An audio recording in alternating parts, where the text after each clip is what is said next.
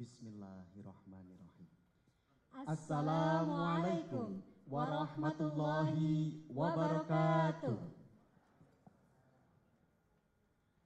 Honorable Director of Universitas Islam Internasional Indonesia, Profesor Dr. Jamhari Ma'ruf. Dean of the Faculty of Education, Profesor Nina Nurmila PhD. Head of Masters and PhD Program, Ibu Tati Latifatul Duriyah PhD and Bapak Bambang Sumintono PhD. Organizing Committee, Dr. Destina Wahyu Winarti. Invited speakers, Associate Professor Joanna Tai and Bapak Bahrul Hayat PhD. Invited guests, lecturers, staff, and audiences. Welcome To the 4th Annual Conference, Educational Assessment and Evaluation, Assessment and Equity in Education, held by the Faculty of Education, Universitas Islam Internasional Indonesia 2025.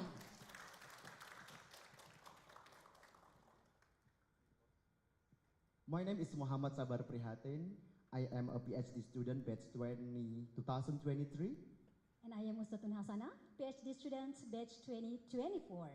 We are delighted and honored to serve you as your Master of Ceremony in this wonderful event. Our today's opening ceremony activities run as follows.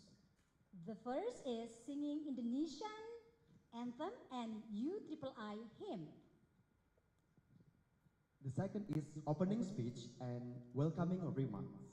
The third is prayer. And the last is cultural performance. Ladies and gentlemen, let's open our session today by reciting Basmalah. Bismillahirrahmanirrahim. Audiences, please rise for the national anthem of Indonesia and UIII hymn.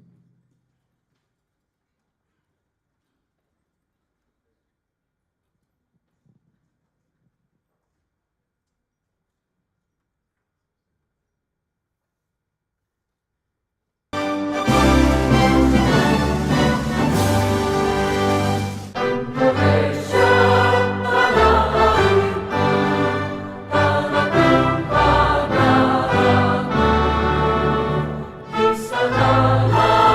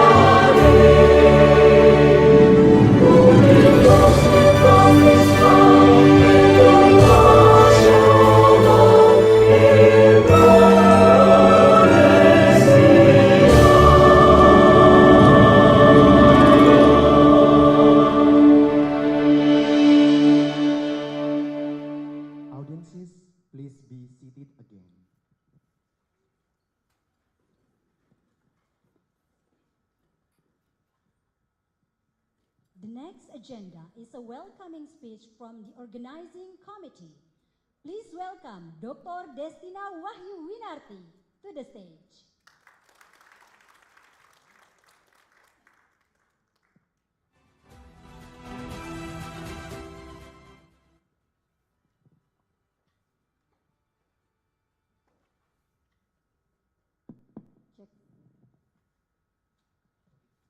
Assalamualaikum warahmatullahi wabarakatuh. Peace be upon us all. Honorable our Rector, our Vice Rector, distinguished keynote speakers, esteemed scholars, presenters, committees, and participants of the conference. We cordially welcome all attendees to the 4th Annual Conference, Faculty of Education, Universitas Islam International Indonesia. It is our pleasure to have you with us here today. Assessment plays a significant role in measuring students' learning performance and providing information for educational decisions. On the other hand, equity in education assures that, regardless of students' background, they can have access to resources and opportunities necessary for success. Therefore, we believe the significance of aligning the assessment practices with the principle of equity to create an inclusive educational environment. This reflection was then underlying the theme of the 4th Annual Conference, Faculty of Education 2025, namely Assessment and Equity in Education. The preparation of this 4th Annual Conference began in May 2024 by discussing topics of the conferences, then deciding timeline of the activities, contacting prospective keynote speakers, designing and disseminating the flyers, and now we are happy and honored, excited to finally have 3 distinguished speakers from UIN Syarif Hidayatullah Indonesia, and then Deakin University Australia, and the Education University Hong Kong. In addition, we are pleased to welcome all paper presenters who come mostly from Indonesia and some other countries like Malaysia and Australia.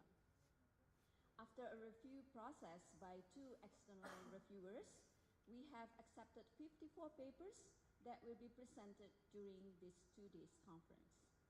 These papers will then get an opportunity to be published in the Faculty of Education Journal, Muslim Education Review, after being reviewed and revised by based on the reviewers' feedback.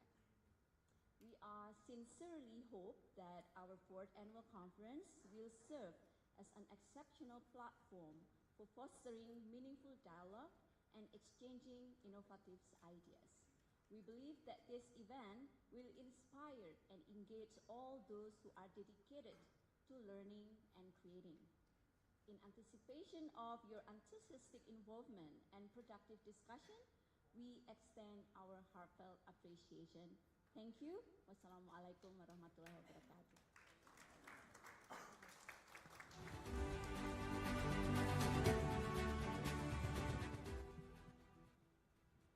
Thank you, Dr. Destina, for the speech. The next agenda will be a welcoming speech delivered by the Dean of Faculty of Education. Ladies and gentlemen, let's welcome Professor Nina Nurmila, PhD.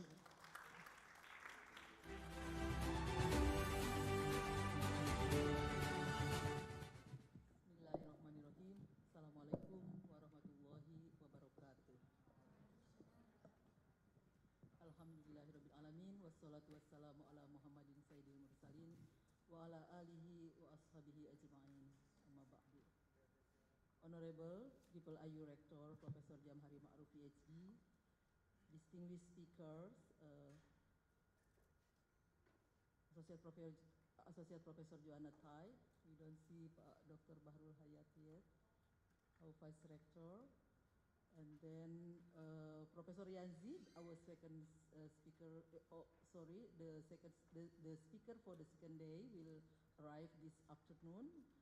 And then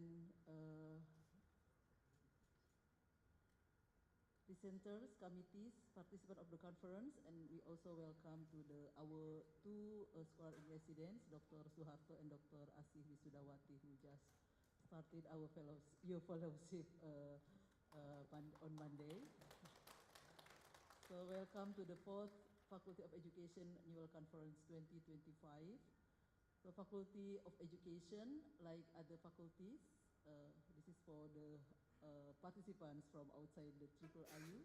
The IIIU is newly established university, started to operate in 2021, and we offer MA and PhD.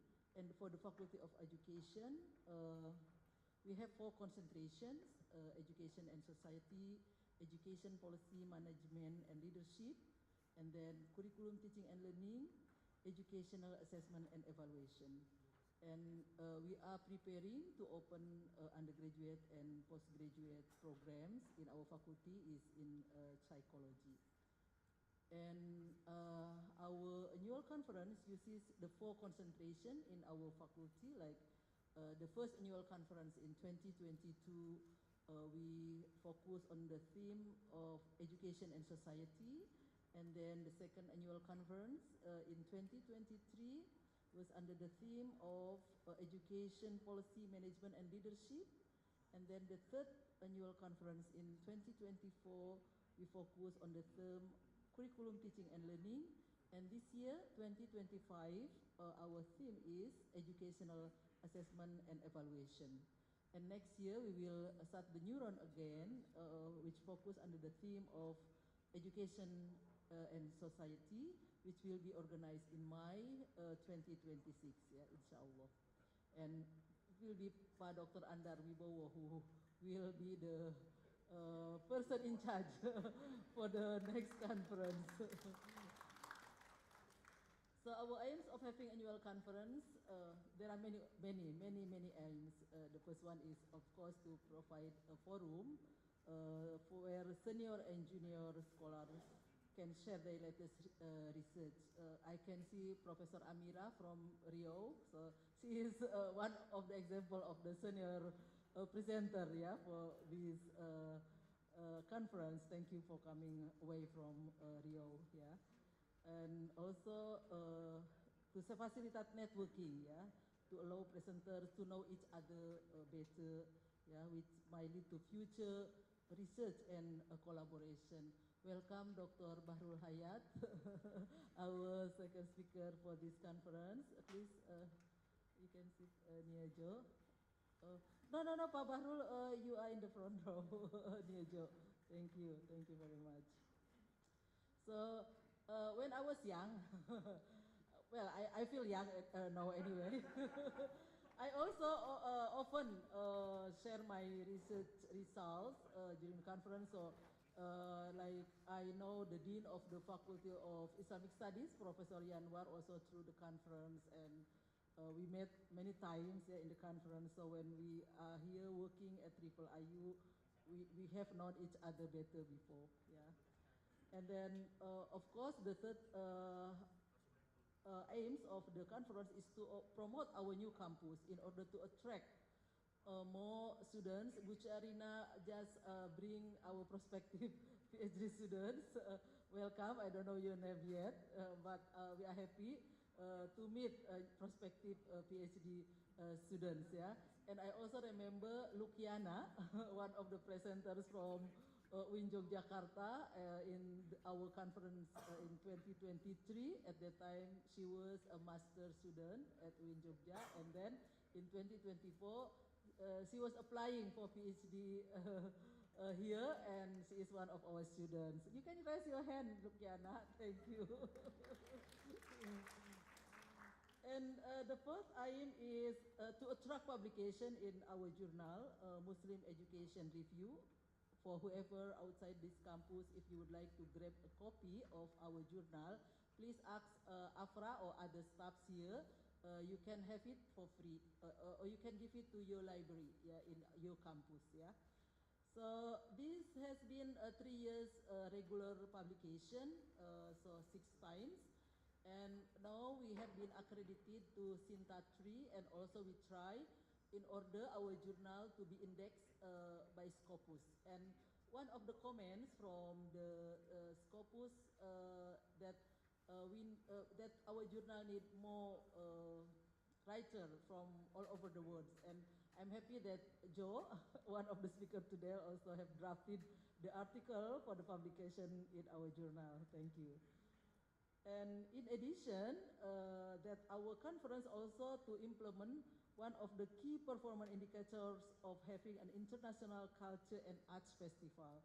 So I'm grateful to our students who will perform one of the Indonesian dancing in the last of at the end of this ceremony. And the last but not least, that we will use this opportunity to announce our best lecture in terms of teaching service, the winners of the writing competition, and the best submitted papers, yeah, to this conference. We'll do this later this afternoon before our dinner, but at least I can announce the best lecture for this semester, because every semester we choose the best lecturer, Pak Bambang, who did the selection based on the feedback from the students, and I'm happy to announce that Dr. Lukmanul Hakim is chosen as the best lecturer for this semester. Yeah, I hope you have enjoyable moment visiting this campus. Please take as much photo as possible to be posted in your social media. Enjoy your conference. Thank you very much. Assalamualaikum warahmatullahi wabarakatuh.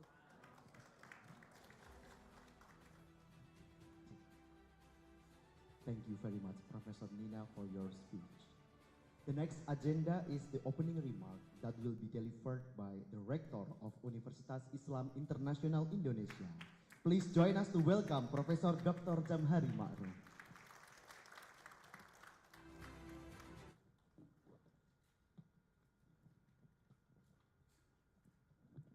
Bismillahirrahmanirrahim. Assalamualaikum warahmatullahi wabarakatuh.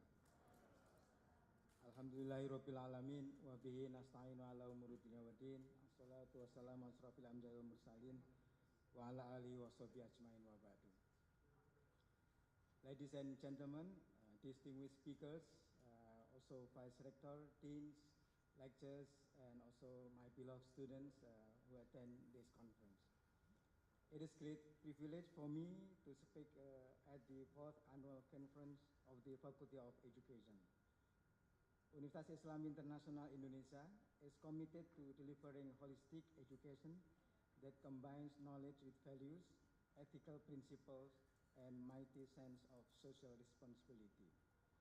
This year's conference theme, Assessment and Equity in Education, highlights the critical role of fair, just, and effective assessment practices while shining a light on the unique educational challenges faced by Muslim communities in the pursuit of equity. So in the era of advancement of artificial intelligence, assessment is playing very important, at least on 3 questions. How can we measure the integrity of our students and also our lecturers in delivering their lectures? I think this is a good opportunity for you to question what kind of assessment is better for our students and for our lectures also. The second is also the question of methodology. How can we assess better for our students?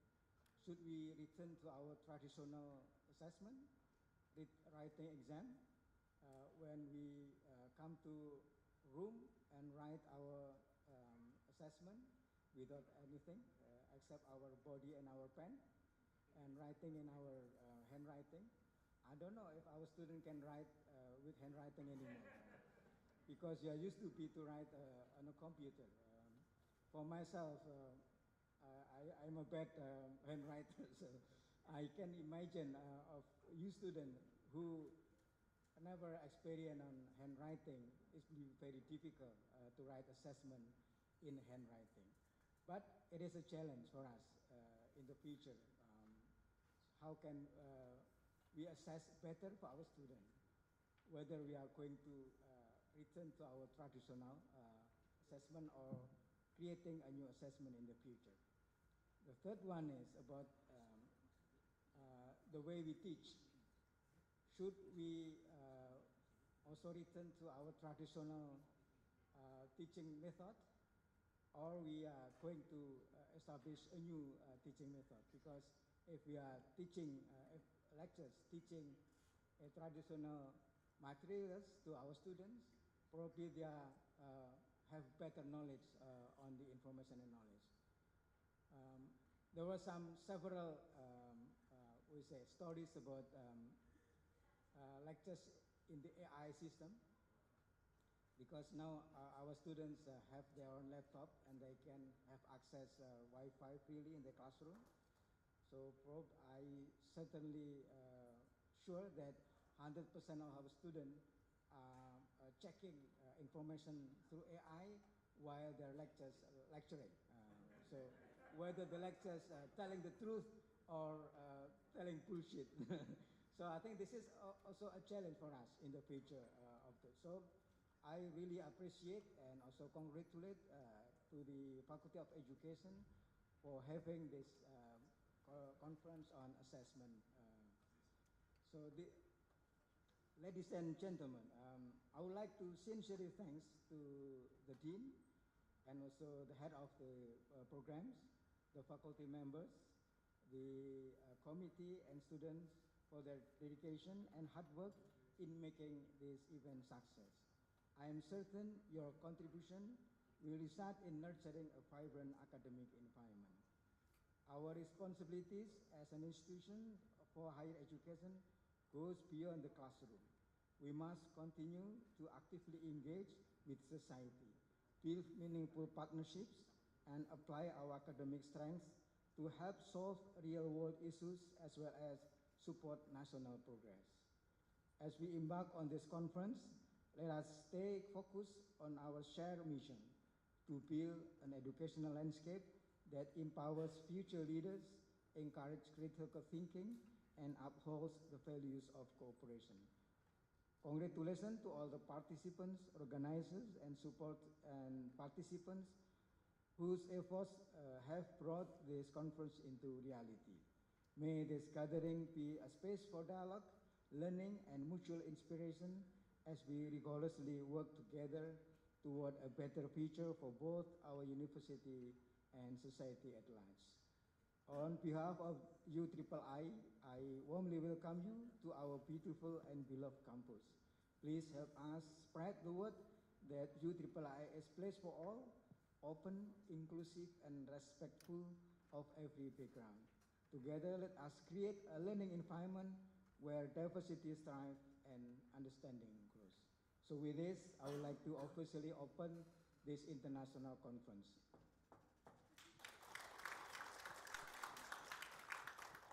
Thank you and have enjoyable conference, and don't forget about your photos for this program.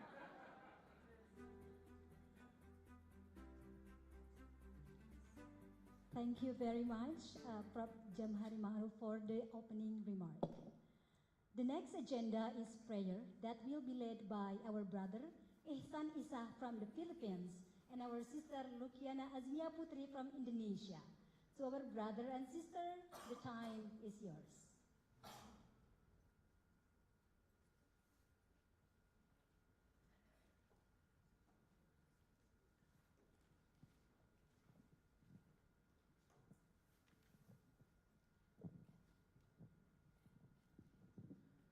السلام عليكم ورحمة الله وبركاته. وقال ربكم ادعوني أستجب لكم آمين يا الله يا رب العالمين. اللهم لك الحمد حمدا كثيرا طيبا مباركا فيه. اللهم صل وسلم وبارك على نبينا محمد وعلى آله وأصحابه أجمعين. اللهم اغفر لنا ولوالدينا ولمن له حق علينا. اللهم إنا نسألك علما نافعا وقلبا خاشعا وعملا متقبلا ورزقا طيبا. اللهم علمنا ما ينفعنا وانفعنا بما علمتنا وزدنا علما. اللهم يسر لنا أمورنا واجعل كلماتنا خالصة لوجهك الكريم.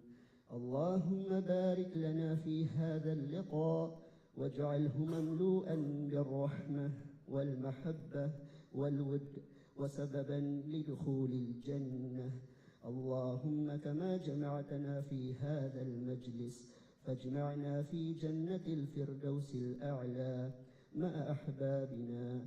وآخر دعوانا أن الحمد لله رب العالمين.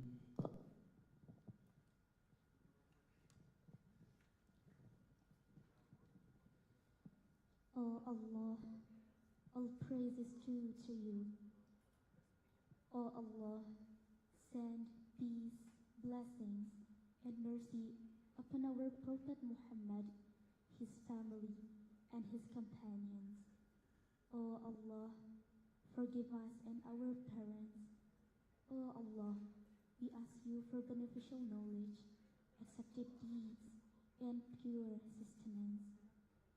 O Allah, teach us what benefits us. Benefit us with what you have taught us, and increase us in knowledge. O Allah, do not make this worldly life our greatest concern, nor the extent of our knowledge, nor our final destination in the fire. O Allah, make our affairs easy for us. O Allah, bless this gathering for us, and decree for us goodness in the dunya wal akhirah. O Allah, just as you have gathered us in this blessed gathering, gather us together in the highest rank of Jannatul Firdaus, along with our loved ones. Amin ya Rabbal Alamin.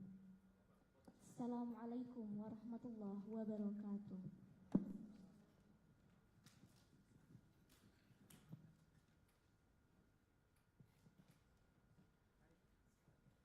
Amin, amin, ya Rabbal Alamin. May Allah grant our prayers. The next agenda will be a cultural performance. Ladies and gentlemen, Indonesia is not only a country, it is a living mosaic of cultures, languages, and traditions.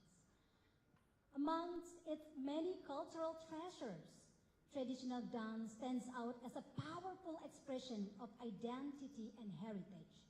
Every movement tells a story passed down through generation across this vast archipelago. With great honor, we now present to you a contemporary dance that will be performed by the Education Student Association. Everybody, please give it up to Estudia 2025.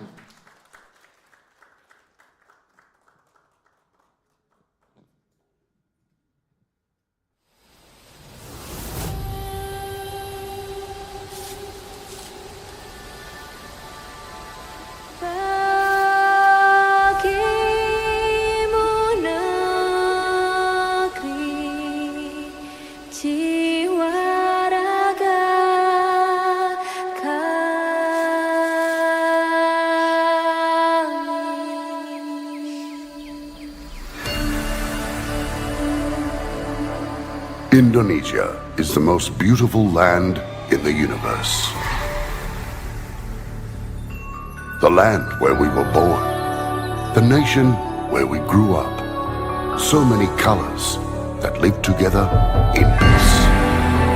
With a million timeless treasures, with an abundance of natural wealth. Indonesia is not just wonderful. Indonesia is a wonderland. Kota baru ujungnya berbeda, bagaimanapun di Samangkara, bagaimanapun di Samangkara. Katamu lawanlah Adinda, Adinda iman di dadara, Samalayang iman di dadara, Samalayang.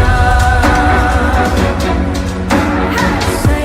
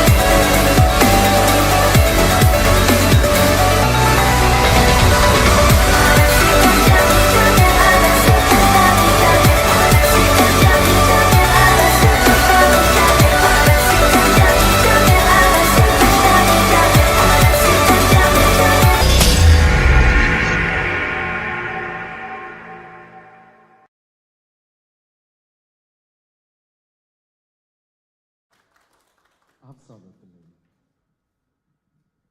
Picture first, right. Thank you very much. Thank you very much. What a wonderful dance, contemporary It dance. was indeed truly Exactly. wonderful. All right, so ladies and gentlemen, that is our opening ceremony today.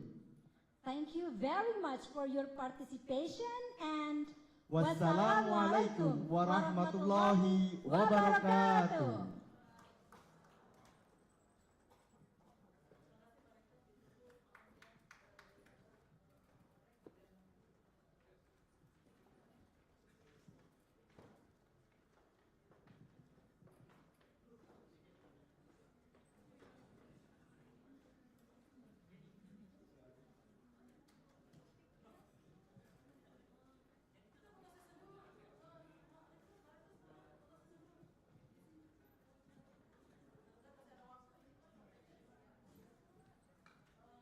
Now we will have a photo session with everyone.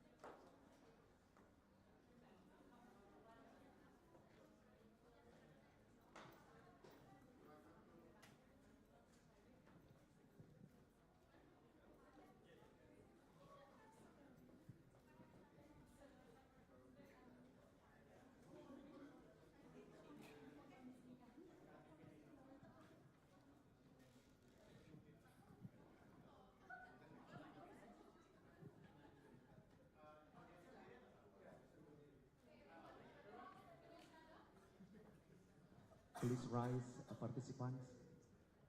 Thank you.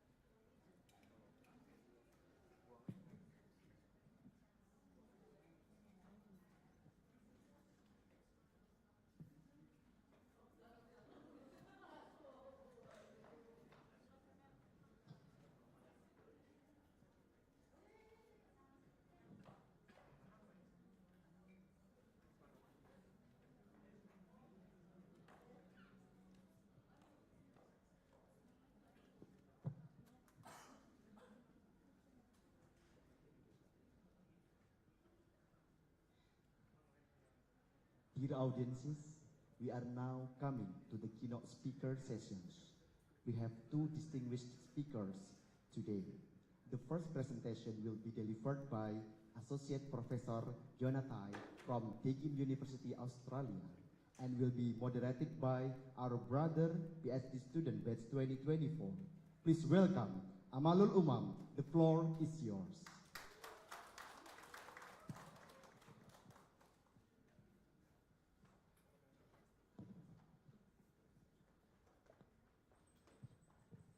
Assalamualaikum warahmatullahi wabarakatuh. I didn't hear all of the answer from all of you. I will just repeat. Assalamualaikum warahmatullahi wabarakatuh. Okay, that's a 5. Thank you. Welcome everyone to the 4th Annual Conference of Faculty of Education, and this year's with the theme Educational Assessment and Evaluation, Assessment and Equity in Education. So this theme somehow reminds me of our Indonesians slogan that saying unity in diversity. Everyone, I'm sure if you are in Indonesia, if you are Indonesians, you are familiar with unity in diversity. So this shows that Indonesia is a big country, archipelago countries where there are a lot of languages and cultures. These days, as you know, Indonesian students are scattered all over Indonesia with different kind of backgrounds. Especially now, there are Gen Zs where they have access to internet. So it shapes their understanding of the world. It shapes also their identities and their culture. So today we are very lucky because we have Joanna Tai with us. She is Associate Professor from Deakin University. Please welcome with a round of applause for her to come to the stage. Please have a seat, Joanna. Have a seat first.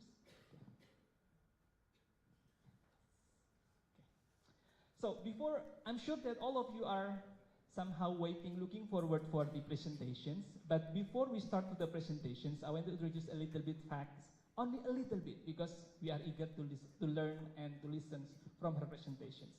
So this information is very important so that you will know who she is actually. So, as you can see, compared to me, she is a lot younger, right? Do you agree with me?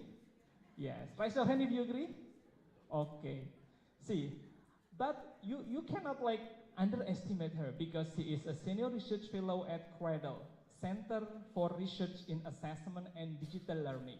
See, digital learning. So it means that she has a lot of experience in how to deal with digital, with Gen Zs. And then she has also a lot of publications in very prestigious journals, like in Assessment and Evaluation in Higher Education. If you check on her biography, there are a lot of publications even in 2025. And also in Teaching in Higher Education, in Medical Education Journal, and also in Collegian Journal. Apart from that, in addition, there is also some grants that she has got from Australian Collaborative Evaluation Network, Australian Research Council, and Curtin University. And there are still also some other grants. And today, we are going to listen from her presentations with the title, Designing Assessment for Inclusions, How Does Culture Fit In? So this is very important for every one of us because we are going to know actually how the practices of integrating culture to do the inclusive assessment to our classroom. So without further ado, please prepare your notes to listen and get some information from Joanna. Time is yours, Joanna.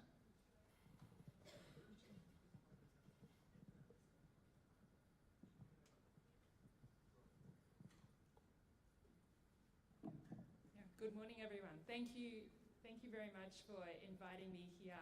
It's a great privilege to travel. I haven't been to Indonesia before. Is this needs closer, right? Okay, is that better? Yes, good. I haven't been to Indonesia before. It's my first time here, so thank you for having me.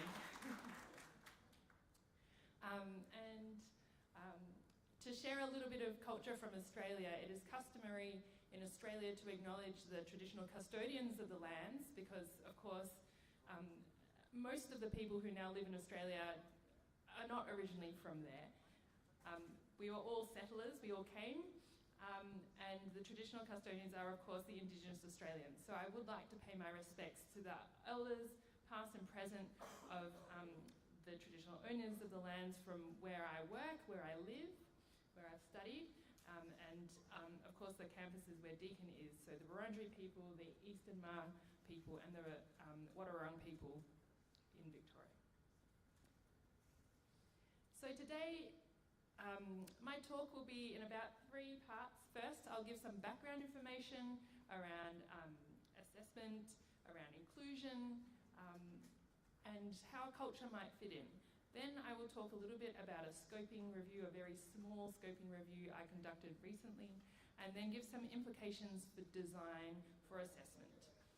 And where I work at Cradle, we research higher education, but I hope that you will find relevance regardless of what form, type, level of education you are working in, you are researching in. I hope that there will be something of relevance. And so just a moment to reflect. I won't invite you to comment at this point, but there will be lots of time for discussion at the end. What does being inclusive in assessment mean to you? And how do you think your students, or any students, especially diverse students, might feel about assessment and whether they are included?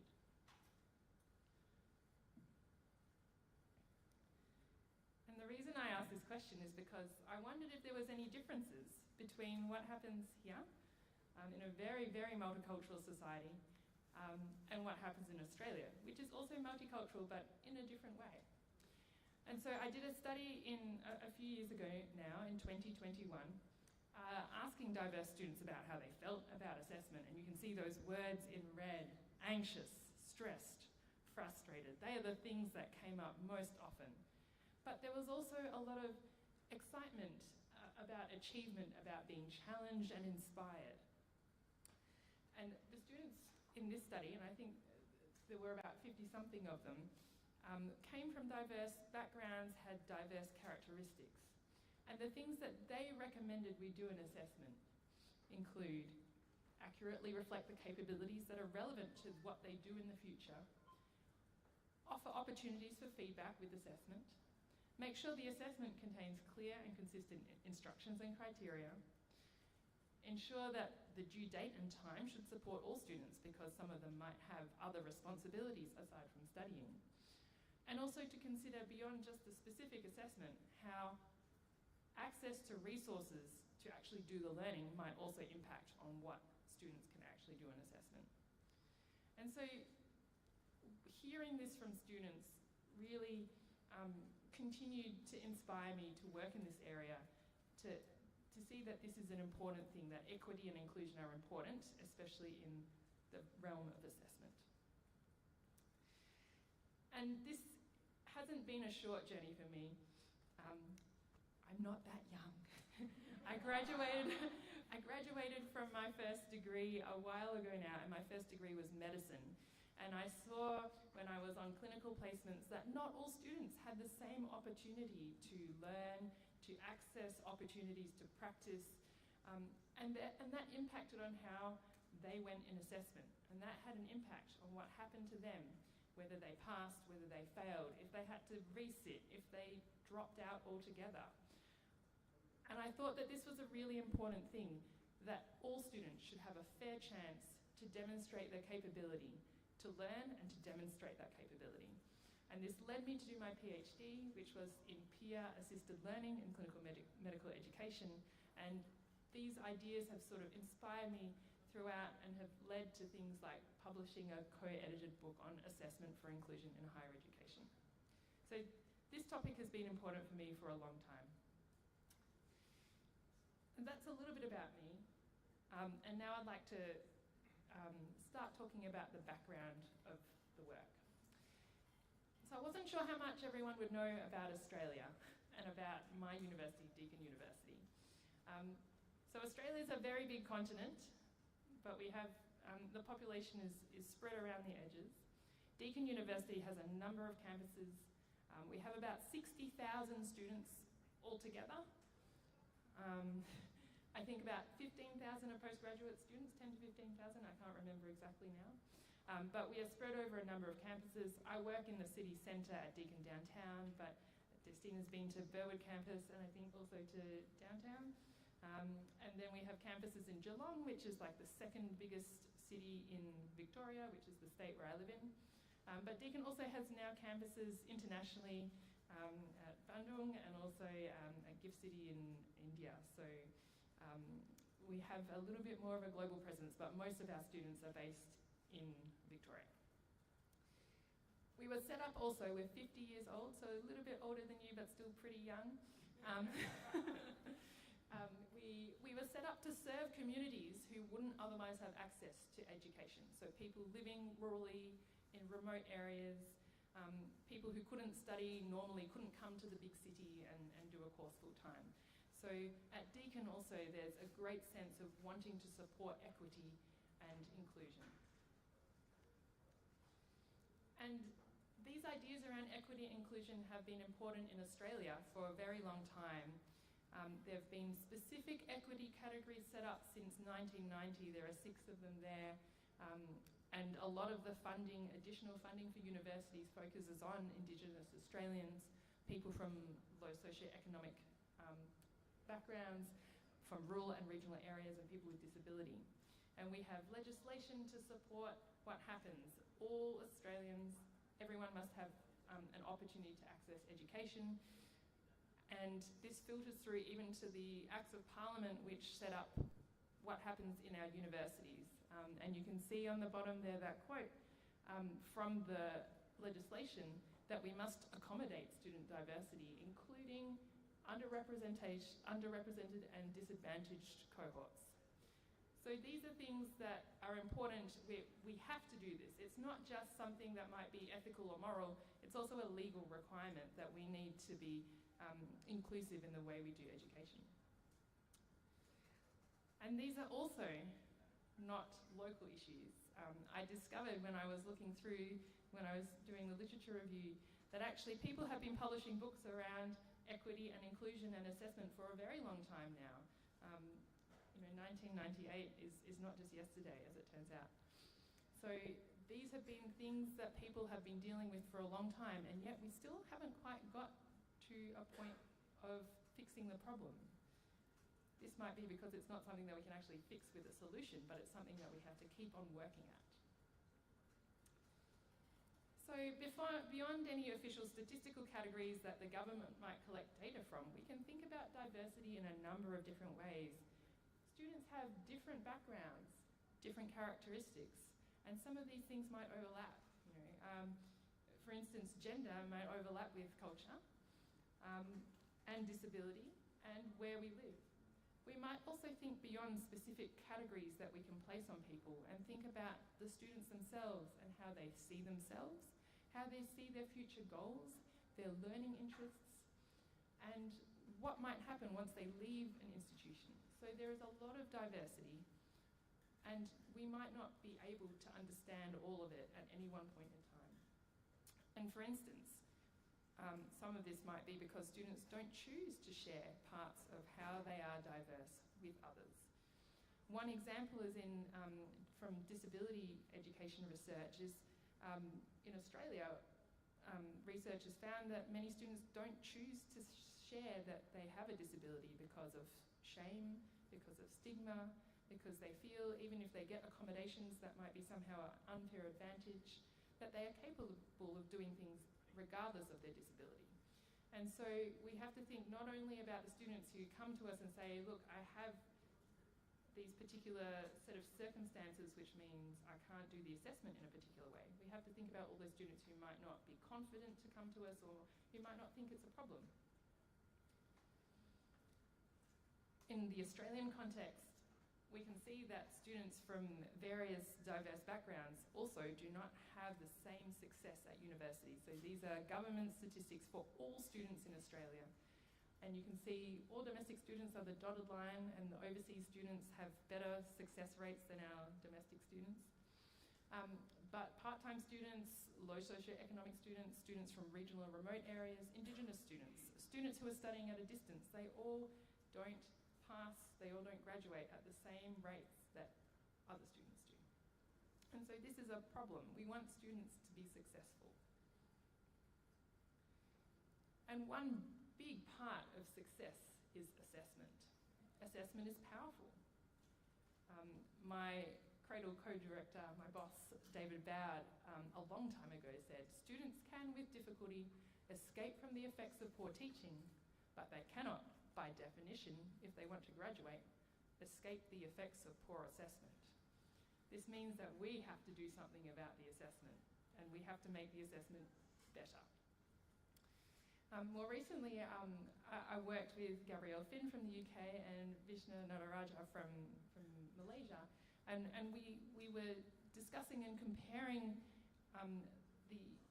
the sort of priorities for inclusion in different contexts. As you can imagine, maybe the UK and Australia are more the same and Malaysia is a little bit different.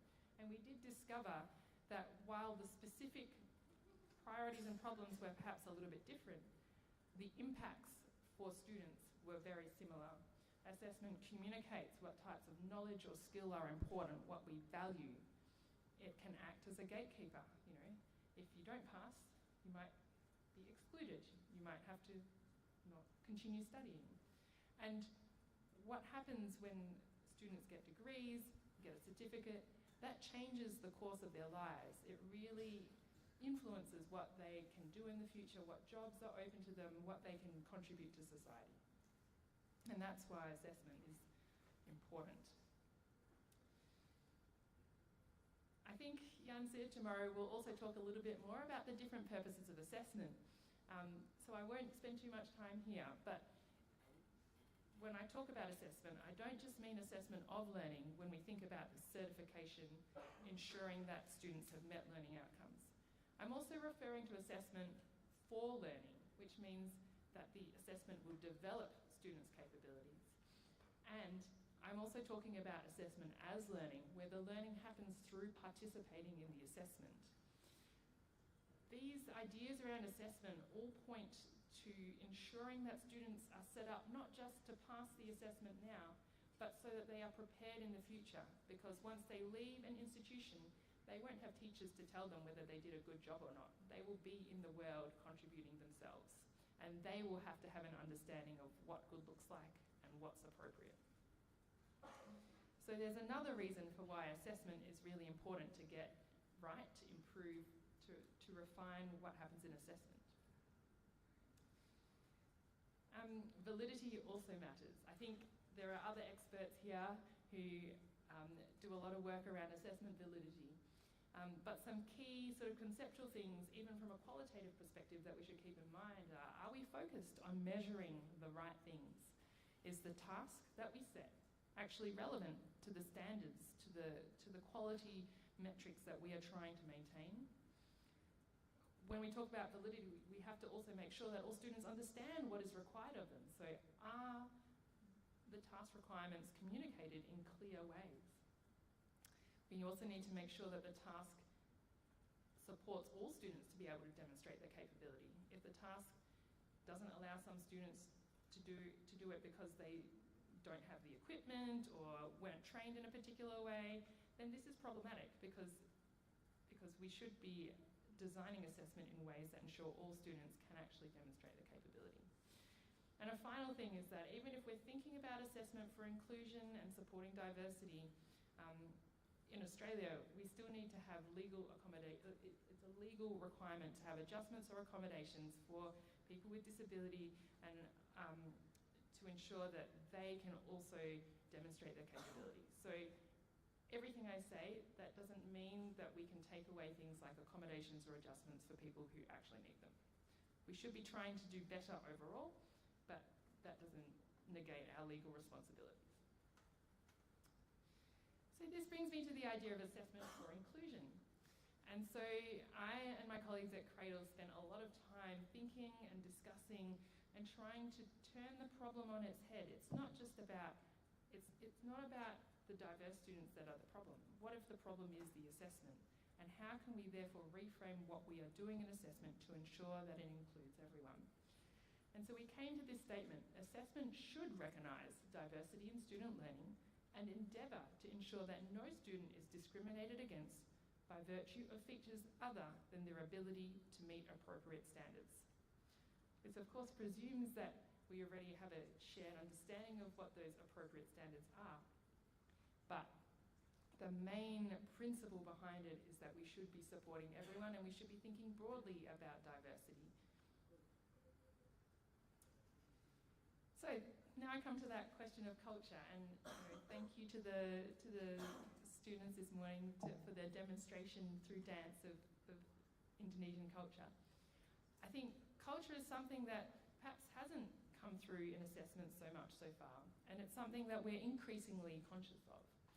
And we can think about culture in different ways, and a couple of my PhD students, actually Indonesian students who are studying with me at Cradle, are really interested in this idea of how culture influences what happens in assessment as well, and what happens in feedback.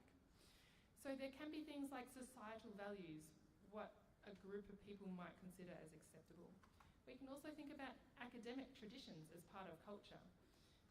Where I studied at Monash University, some of the traditions and assessments look very different from what I now work with at Deakin University. And so even two universities, they're only about 15 kilometres apart, have different academic traditions. That might also be considered as part of culture.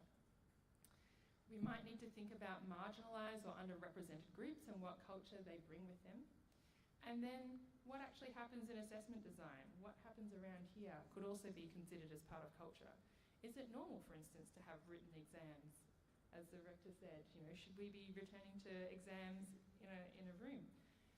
I recently discovered last year that in Italy, an oral presentation is the traditional accepted form of examination, not a written examination. In some disciplines and professions, practical tasks make up a large proportion of what happens in assessment, and we could also consider this part of culture, right? The disciplinary culture or professional culture. And we might also be thinking about work integrated learning and how students might be moving not just from within the university setting and assessment within universities to what happens in assessment in workplaces, and how workplace culture might also influence what happens in assessment. So there's lots of things going on. And when it came to that question of culture, I wasn't sure what exactly was out there and what's already been done in terms of research. Another thing to think about assessment is that the assessment is more just the doing of the task in the moment. There are many things that come before the assessment task when you do it that influence it. So the purposes of assessment, student learning goals, where the assessment is in the task, so all that pre-planning that comes before the assessment task is done. There's the things that happen in the task itself, the timing, what information, what resources are required to do the assessment, what feedback comes from the assessment, is the feedback accessible and timely, and then thinking about where the assessment is leading students or supporting students to get to in terms of learner outcomes, in terms of their futures. So when we think, and also who's involved, not just the staff and the students, but maybe if there's a workplace connection, maybe if additional people are required to do the assessment. All these things are important to think about in terms of assessment design, and there's many different ways that culture might influence these different things. So, what did I do? I wasn't sure what was out there in terms of culture, so a scoping review appeared an appropriate way to understand what had already been done in the literature before we make any suggestions about how culture might fit in terms of assessment. And so this was my research question. How can culture be acknowledged and incorporated in assessments which seek to promote inclusion? And a secondary question for me was, what is meant by culture? Because we all have our plain language use of the word culture, but this might not be the same as somebody else's plain use language of culture, or culture might actually have some kind of formal definition. So a scoping review methodology is a little bit different from a systematic literature review, a little bit different from a critical literature review. It still requires a systematic search, but what we do with that information afterwards is really designed to figure out what has already been done, what types of studies exist, to figure out if there is value in undertaking a proper systematic review where we try and pull together outcomes. It can be used to summarise and disseminate research findings, and it importantly helps us identify where gaps are in the research literature, so it can help establish a research agenda. So my search strategy firstly relied on a previous review that I did. So I took the papers from that previous review and looked for culture within them. And I also did an updated search because that search, the previous search, only went up to 2020. So I searched the more recent literature and managed to find a few more papers. So there were 9 papers in total that dealt with assessment and culture and inclusion, which is not very many. So this might be a hint that perhaps this is a fruitful area to do research yourself. The papers themselves came from a few places around the world: South Africa, United Kingdom, Malaysia, Japan, United States, and Australia. And they mainly focused on international students, but also multicultural countries, where there were likely to be students from a range of different cultural backgrounds already in the population before international students came. And across all these papers, no one really defined culture. It was sort of assumed that it would be understood what culture is and how culture influences what happens in assessment. But nobody actually said anything about that explicitly. And a lot of the papers relied on the language as a proxy for what happens in culture. So if you spoke a different language, then you had a different cultural background. This is probably an acceptable sort of assumption to make. But we might also think about people who speak the same language but come from different cultural backgrounds. In terms of what happened in assessment, culture was acknowledged firstly through choice. Educators designed assessments in ways where they had a choice, students had a choice of topics, so something that interested them that was relevant to their situation. Assessment was also designed to have choice of expression. Some educators saw that students perhaps would be better presenting to an audience rather than writing an essay, or engaging in drama, in role plays, in creative ways of demonstrating their capability. And this acknowledged that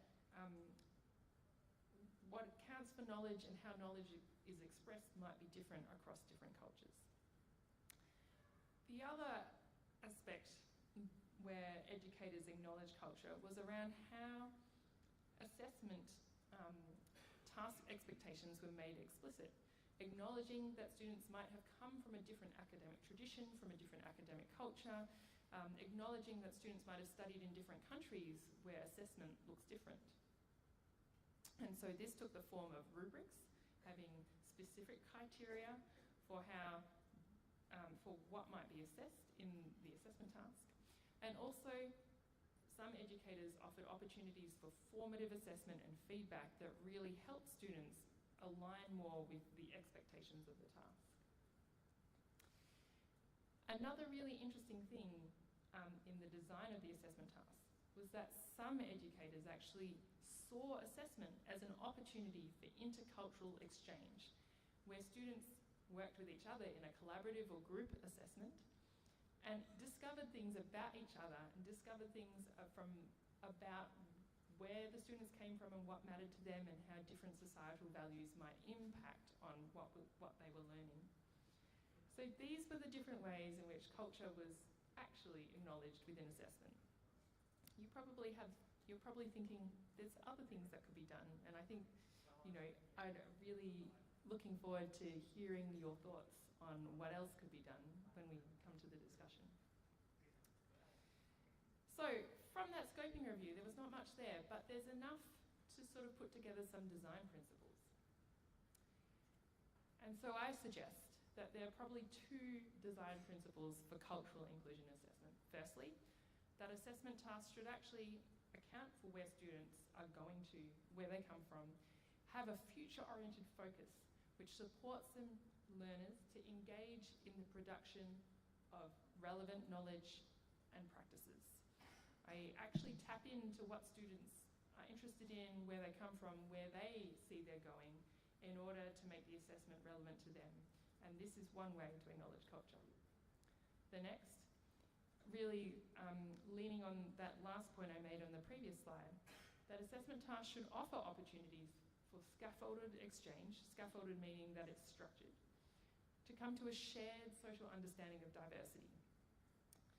And this is important, and a lot of the purpose of higher education and education in general is to encounter diversity, to encounter complex situations and understand that the world is not uniform. And so assessment really should tap into this and should make this part of the purpose of assessment. In implementing these design principles, I also suggest that establishing shared expectations about assessment tasks is really important. And this happens through dialogue, through interaction and reflection on values and why we're doing the particular assessment task. And this is important, I think, because higher education is increasingly a multicultural endeavour. You know, we don't just see people coming from one place anymore. And so it's likely that people have different understandings of what is going on, and so a shared understanding is really important. And these things apply, I think, regardless of culture, but are especially important within thinking about culture.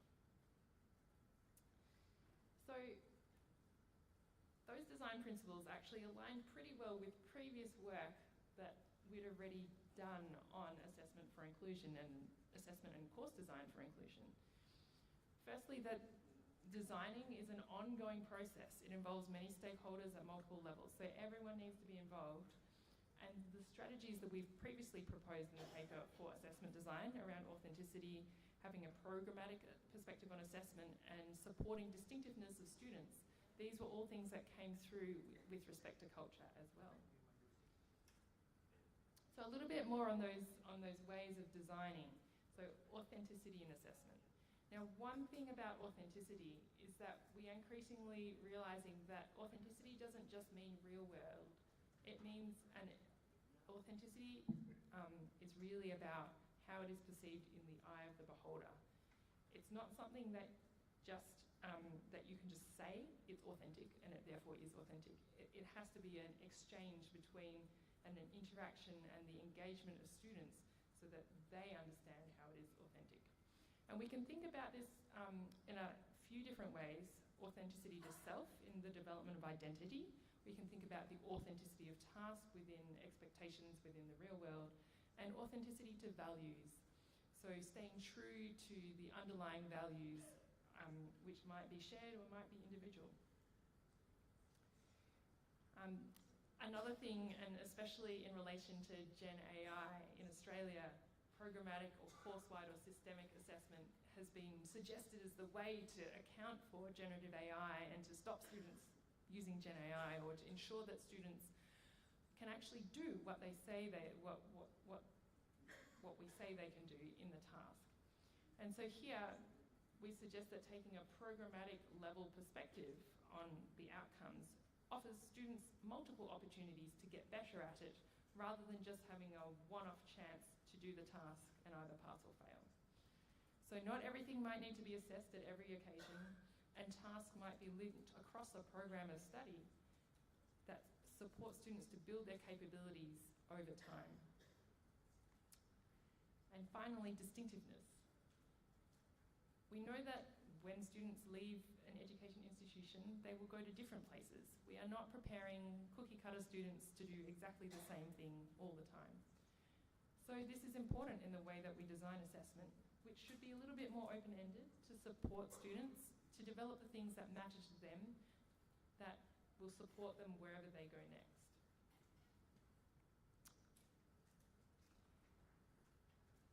I think in my original proposed title, I had something about local contexts. And I think this is why it's also really difficult to clearly define or put a finger on what culture means, because culture, what is important in culture, will be different in different places. And so here, I think we do need to think about institutional and government policies and how they inform what happens at a local level, and how educators have a really important role in scaffolding and ensuring that connection between the mission of a university, of the government, and what happens in our day-to-day practice in assessment. Because there might be very different versions of culture which influences what happens in the local context, and very different ways of thinking about things, about what is important, about the relevant priorities. And And so all this comes down to, really, we need to think about which students are at risk of not being included within assessment. And those are the students we should be thinking about the most, and how can we support them to participate in assessment better. So you've probably figured out by now that there's a lot of research gaps, and I think this is a really fruitful place to do some work, and hopefully maybe some of you will take some inspiration from today. One big thing was that across those 9 papers, student experiences and perceptions of cultural inclusion assessment were sort of partially explored, but not entirely. What was in the papers was mainly educators sharing what they did, their practice, and having a few reports from students. For good education research to be sound, we really need to be focusing on outcomes and impacts for students. What are the effects of doing an assessment a particular way? So I would say that's number 1 priority, is to actually see what are the impacts for students. How does it actually affect them, not just in that assessment, but across their educational journey? Does it actually come back to improving success rates for particular groups? As the Australian statistics from the start suggest that students from different backgrounds might not succeed at university at the same rates. A second thing was that while a lot of the papers talked about wanting to be culturally inclusive, there was no particular theoretical framework or design sort of framing for what they were doing. They just did some stuff. But we also know there are people out there who have developed very robust ways of thinking about inclusion. Universal Design for Learning is one well-known, extensive set of resources that could help us design assessment better. And so explicitly taking some of those things and implementing them would be also a very important future research area. And finally, we also need to understand how changes to assessment impacts educators and impacts institutions. One of the big things in Australia is about the costs, about resourcing, about how we do assessment. There's a lot of employment laws going on, which mean that we can't employ casual staff to do some of those things with feedback to support students as well. Everyone is trying to do more with less money. So how trying to make things more inclusive actually impacts on workload, on what educators do on a day-to-day basis, on how institutions actually run, is really important when we're thinking about assessment for inclusion. So that's about all I have to say. To sum up, diversity, equity and inclusion are really important in education. Assessment can be designed to support the inclusion of diverse students. And inclusion through assessment is important not just in terms of validity and ensuring the assessment supports students to demonstrate their capability, but also to support those, deep goals of education in supporting a diverse and socially just society where everyone can work together and acknowledge each other's differences. Diversity can take many forms, and a lot of my previous work has perhaps focused on different student cohorts, but culture is also an important dimension to consider so that everyone can feel that they belong in an educational institution and feel that they are able to demonstrate what they are able to do. I've only mentioned a few things out of everything that my centre does, so if you do want to see more resources, firstly on the left there's general resources including things about generative AI, which I know must be everyone's interest area. And more specifically, I've recently published an open education resource on leading assessment for inclusion, which is really about assessment design and how we can think about diverse students. So thanks so much for your attention, and I really look forward to hearing your thoughts. Okay, thank you so much, Joanna, for very thought-provoking presentations. You may have a seat. Okay, while waiting for Joanna to take a little bit some breath, I'm sure that you are not, you have a lot of questions that you want to ask. Maybe you want to clarify about what is going on actually in your classroom in reflections to what has been present it in Australian context, because I am sure in Indonesian context we have more complicated diversity, right? I'm sure if you are Indonesian, you agree with me. And even like in PhD students and also master students, you feel like, oh my God, I'm so stressful, given a lot of assignments from Pak Bambang and friends, right? So that's why. And we know that from presentations, so I try to make it longer so that Joanna has some time. So you can drink? Yes. If you want to drink, you drink first.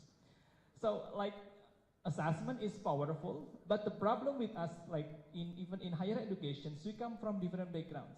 Like for example, I compare myself to our little sister over there, Lukiana.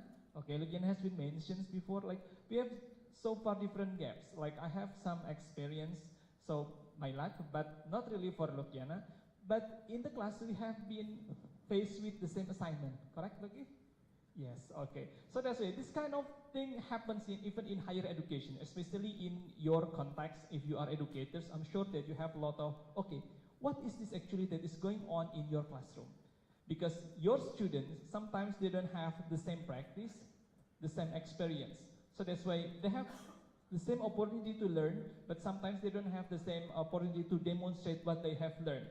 The easy example, for example, like some of us, we don't have access to, let's say, Scopus, right? Scopus access. So this is also some drawbacks that we have in Indonesia, for example, and I'm sure it also happens in other countries. And also there are a lot of things like, actually, what should we do? Like assessment can be designed to support inclusions. Yes, it can. The question is how, right? And it will be different between one context to the other context. So for that, now I'm going to open 2 first questions to be given to our distinguished speaker. You might raise your hand. The faster. Raise your hand like this one. Okay. I haven't seen hands.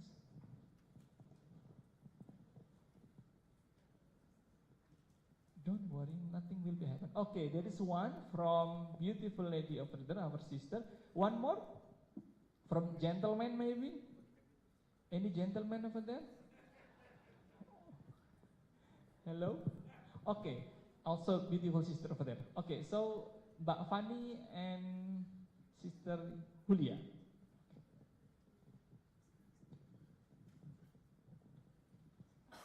Assalamualaikum warahmatullahi wabarakatuh. Thank you for the opportunity and thank you for the insightful presentation, Dr. Joanna.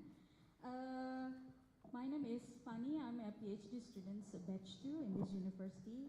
What I would like to ask is, actually, when designing about the assessment, which includes the cultures as well, as a teachers, is the perspective or the belief of the teachers is also important when they are designing to fit the culture into assessments. Because one of my findings from my study is actually the perspective of teachers, mathematics especially, is not really seeing that mathematics has deal with culture. Even our regulations as well, when including about the local context into some kinds of teachings, including assessments, it's not really emphasizing that the culture has a deal with other subjects. It's only focusing on non-STEM subjects, which is a language and also like traditional dancing, something like that. So I wonder whether the belief is very important or not to the teachers before they are designing these kinds of assessments. If it is important, so how we are going to make the teachers' belief changing or shifted from seeing the mathematics, especially for STEM subjects, is actually having a deal with the culture. Thank you. Thank you for your question. Yes, I think it is important, but as you say, it's sometimes difficult to tell people to do things a particular way or to ask them to take into account, for instance, culture. In some of the projects that I've done, it's actually, we've worked with teachers and students together and having the students sharing their experience about what was inclusive and what was not inclusive was very powerful to change the teachers' perspectives on whether these things were important and how important those things were. So I think it is that personal experience, understanding what it is like for the students, that makes the difference. So you might need to have those examples ready, and I think in some of the other studies I've done, we did a big project at Deakin where we followed students across 2 semesters of study. We interviewed them 4 times, and we got to know the students very well. When we shared those profiles with the leaders and the teachers at the university, they went, wow, these students have it really tough. So these were equity group students. So they were working, they were taking care of children, they had to squeeze their study in, they were in a rural town, which meant they didn't have access to the resources. When we presented the stories of the students to the educators, it really changed their opinion of what matters and how they should be dealing with things, and how they should take that into account when they're designing assessment. To the specific thing around STEM and how it might matter in a STEM setting, I can tell you a story from when I was actually in primary school, and the maths question was one that used Australian rules football as the scenario, right? And so I'm not sure how, not many people will know about AFL. It's a funny game. The oval is sort of oval. The oval is an oval shape. If you kick the ball between the 2 big posts, it's 6 points. If you kick it between the big post and the little post, it's 1 point. But the question that was in the maths thing said something like, Johnny has kicked 2 goals and 3 behinds. What is the score? Now, if you don't know what a goal or a behind is, you're like, how do I do this maths problem? And my parents immigrated to Australia from Malaysia. They're Chinese. I was born in Australia, but my parents didn't really follow this AFL football, and I'd never watched a game. I didn't know what those words meant. And you can see how even something as simple as that, coming from a different cultural background, made it hard for me to do the maths problem. So, and I think I'm usually okay with maths. So you can see, like, stories are really powerful, I think, in terms of convincing people to change what they do. Okay, thank you so much.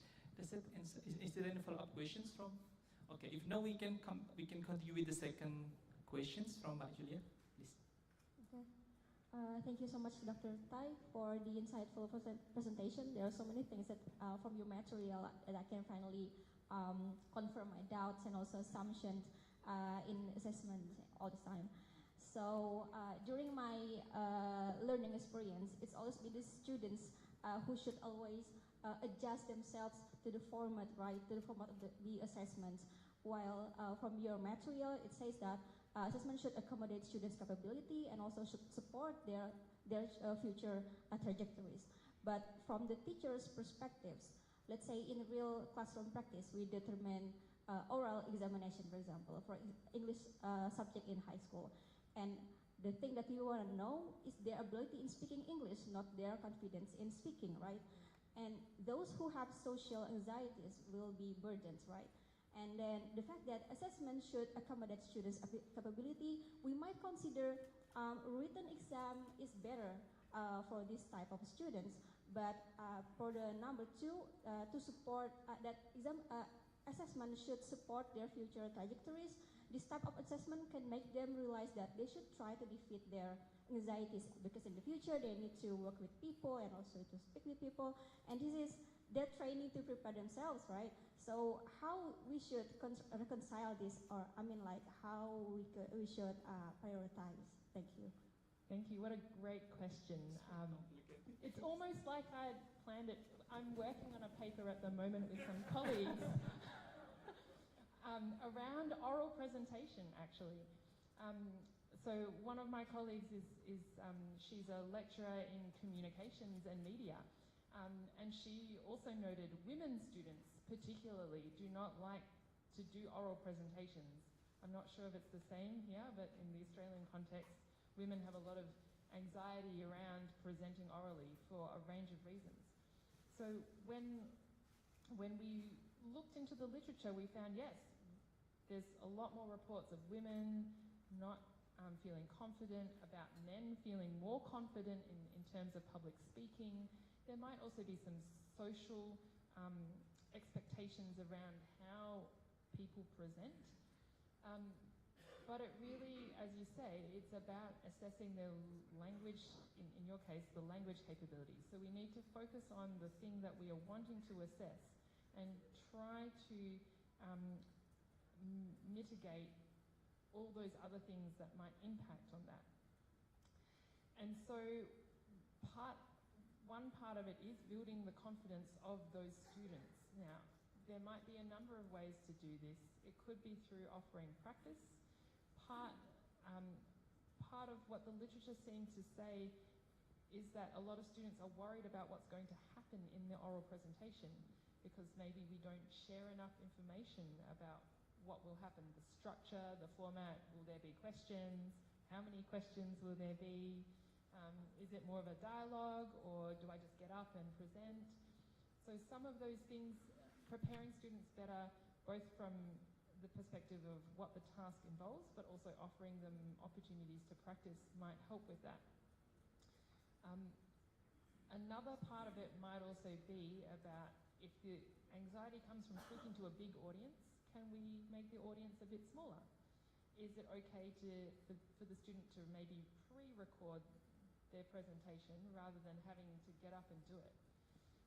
In another study that I did where we asked students what would support them better, some students actually said things like going first in the class would help, or going last, or doing the morning or in the afternoon. So even things like that might support students a little bit better in terms of getting them to demonstrate those skills in that way. Because I agree, oral presentation shouldn't be something we just take off the menu because it doesn't seem inclusive. We need to think about the ways in which we can make it more inclusive. And so maybe discussing with the students as well what would be the best support for them might also help with that. Okay, thank you. Is there any feedback from Julia, or is it clear enough? No, it's okay. Thank you so much. Thank you so much. So now we will have another 2 questions. Okay, the first gentleman over here, one more. Okay, and also from the back, Pak Furkan. Yeah, please introduce your name because you are not from the back.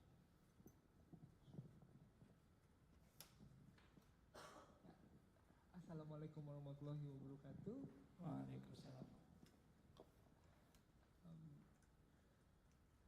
Nice to meet you, Dr. Juanatai.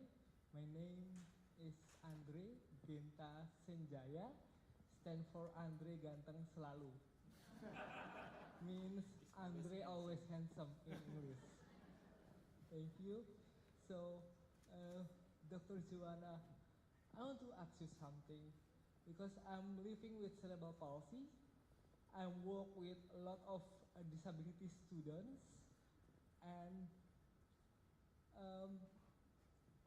basically I don't believe that Indonesians physical disabilities. So if you know the diagnosis about cerebral palsy, it's all about the slow movement, slow to think, right? And you can see how I speak very slow. And again, my point is how we need to create the new standard IQ for people with disabilities. Thank you so much.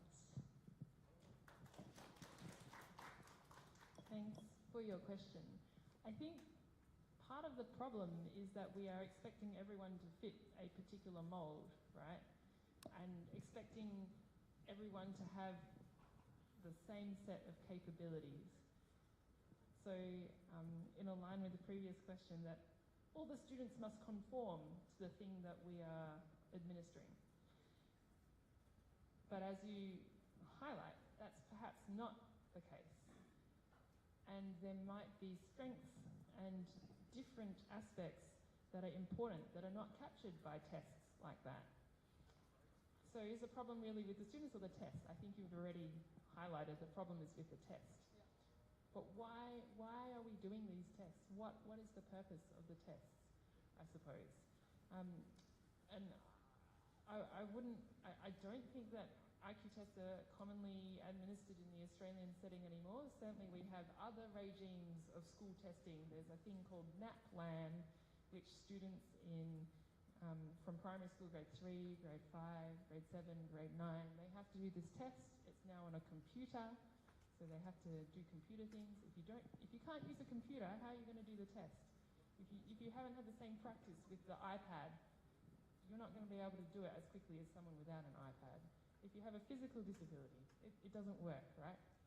So some of it is to why do these things matter? Why do we care about large-scale testing? I think maybe some of the other speakers might have some very important things to say about why large-scale testing is important. I guess from my perspective as someone who's interested in developing student capability, sure, it might give you an understanding of how you are in relation to everybody else, but only on particular dimensions and in particular areas and not in other aspects of life. So I don't think the IQ test is very good at measuring musicality or cultural engagement or all these other things, but they are also important in society. So perhaps it really is about putting less importance on those tests and trying to think about other ways in which we create value in society and how assessment, as I said, assessment highlights what we value in society. So maybe we need more advocates for other ways of testing if we even need to test. Okay, still enough? Yeah, thank you so Okay. much. Now we have Pak Furqan over there. Do you have the mic? Yeah. Okay, check. Am I audible?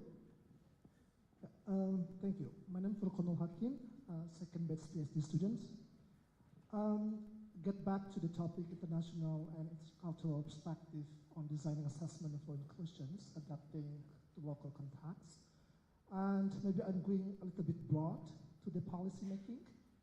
And maybe could you please a little bit say about the school accreditations, because it's quite, in Australia, because it's quite linked to the classroom context or setting. Because in my case, working as an assessor under the school application in Indonesia, and sometimes I face quite difficulties to assess the school accreditations because of the different local contexts. Per se, in my province, West Tenggara, we have multicultural societies there. Once I moved to another school, for example, I have to, as an assessor, I have to understand deeper to the local context, which is not easy as the educators or the one who do assessment to stand on their foots as to get more effective assessment toward the students or schools, for example. And do you mind to share us how to stand as the one who is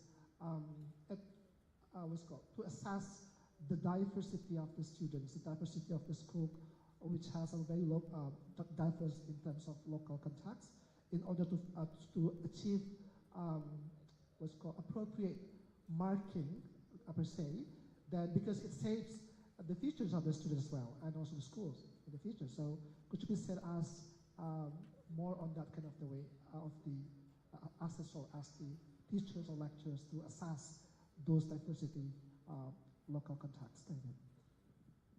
Okay, hopefully I can make some useful comments, because I think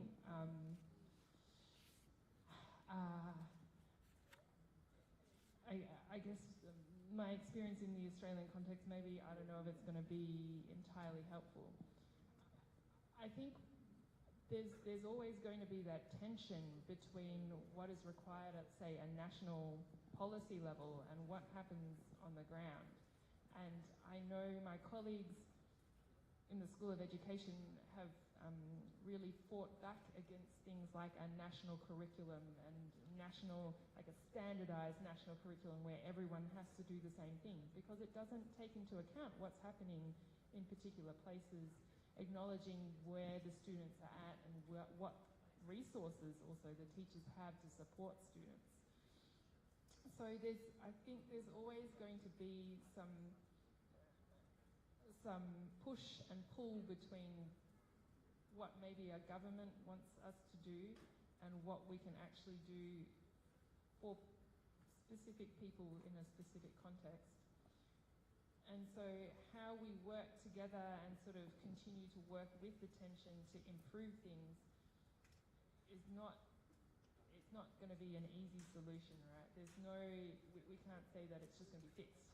It's probably going to be something that we have to keep on working at, and I think the pendulum may swing from more national control to more local control and back again, and we have to keep on working out what works best, but perhaps there won't ever be a good solution. But in terms of how we support and acknowledge the diversity, there probably should be some allowance for that within the policy rather than requiring everyone to look exactly the same. Is that okay? Okay, thank you so much. We still have like around 20 minutes before we move to the next keynote speaker. Is there any other questions you may raise? Yeah, Ihsan over there. One more. Okay, and also, I don't know, another brother over there. Okay, can someone give the microphone to Ihsan? Thank you so much, Pao Ma'am. Good morning, Dr. Joanna Tai. Thank you for your wonderful presentation. So my name is Ihsan and I am from Philippines.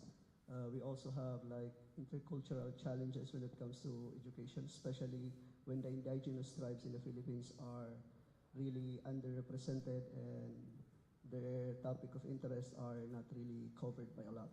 So the thing is, I'm curious regarding the assessment for inclusion and assessment of learning in postgraduate level, like in master studies and PhD students. Like, what are your insights or suggestions in ways that we can assess, like in assessment of learning, we want to develop the master students or PhD students to be like, have the academic rigor to have the confidence to present in international conference, even though they come from different linguistic contexts. For instance, in here, as a lot of foreigners, they are expected to present in English, to something like that. So from your insights, how do you balance international global standards with contextual relevance to English confidence or English communication confidence of postgraduate students? Thank you. Yeah, thank you. A very good question. And I think something that we also encounter a lot in Australia, we have a lot of international students, especially at the postgraduate level. And I remember one of my students who came from Colombia said, "Joe, you're always so good at speaking." And I said, it's practice, right? It's just practice. I just have had to do it a lot, and that's how I got good at it. But having those opportunities is important, and supporting students to feel confident is it's not quite magic. I think there is a lot of things we can do to teach things like presentation skills better. Part of it is offering the opportunities to practice. Part of it is also offering the safe environment for them to practice in. So low stakes, really developing those skills. And one of the things I actually did with my PhD students, which I didn't realize would be so impactful, was just about how to answer questions after the presentation, right? Because everyone can prepare their presentation. You can probably get Claude or ChatGPT to write you a better version of your presentation now if you want. But it's the interaction afterwards that can be quite challenging, and I think in that international conference presentation sort of realm, it's the bit that really makes a difference to how people see you as a developing scholar, as someone who is contributing to the conversation. It's not just about what you can get up and rehearse and say. It's about listening to other people and preparing things as we go. So I did run a session about specifically that, the question and answer session for my PhD students, and then they went to a conference and did amazing. Someone asked a very silly, but they were an important person who asked a strange question, and our student responded very well, and everyone in the room was so impressed. And so I think it is working on those skills together, but also having the safe environment to practice first before you go into the less safe environment. So that, again, the scaffolding.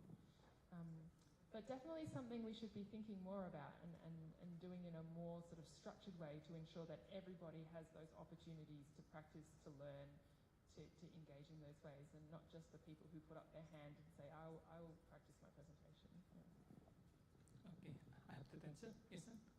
Thank you so much, Dr. Joanna. I just have last question regarding the indigenous education, because you mentioned that in Australia it's very important to respect and acknowledge the indigenous culture, especially when recognizing, you have mentioned something earlier. In relation to that, in the Philippines, there's also legislation about Indigenous Peoples' Rights Act.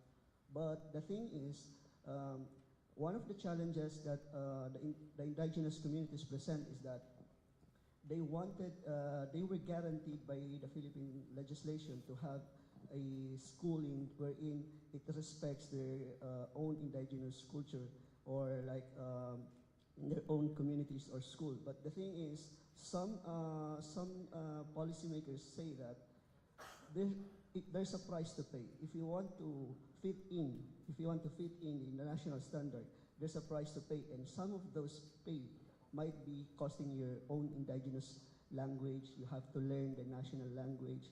You have to something like that. What can you say in the context of your research? Yeah, it's a tricky situation. I think outside of the context of the research, I think Australia is quite homogenous, and we all want everyone, like I was sharing this with colleagues this morning, I've only ever learned to speak English. I was born in Australia, I only speak English well. I learned German at school. This is not very helpful. But this, where there is a strong pressure to conform, it's very easy to lose aspects of your heritage, of your culture, and so how we support acknowledging both and promoting both is important. But in some of the studies in the scoping review, they went to the point of supporting students to submit assessments incorporating their own language in addition to the language of instruction, which is amazing. It requires additional resources. The teachers also need to have an understanding of those other languages to be able to incorporate them in the assessment and assess whether that works or not. So where there is resources to do that, where the educators have the expertise, and I think where there is enough prevalence or enough people from that cultural group to allow things like that, I think that would be great for sharing understanding and sharing language and culture as well. But it requires the right kind of environment to do it in, so may well work better here than it would in Australia. Okay, son, if we have further questions, we can later on discuss behind the screen. And we will get... Okay, now we will have one last questions from the back, our brother. Before, can someone give the mix to him? Before the one that has raised your hand.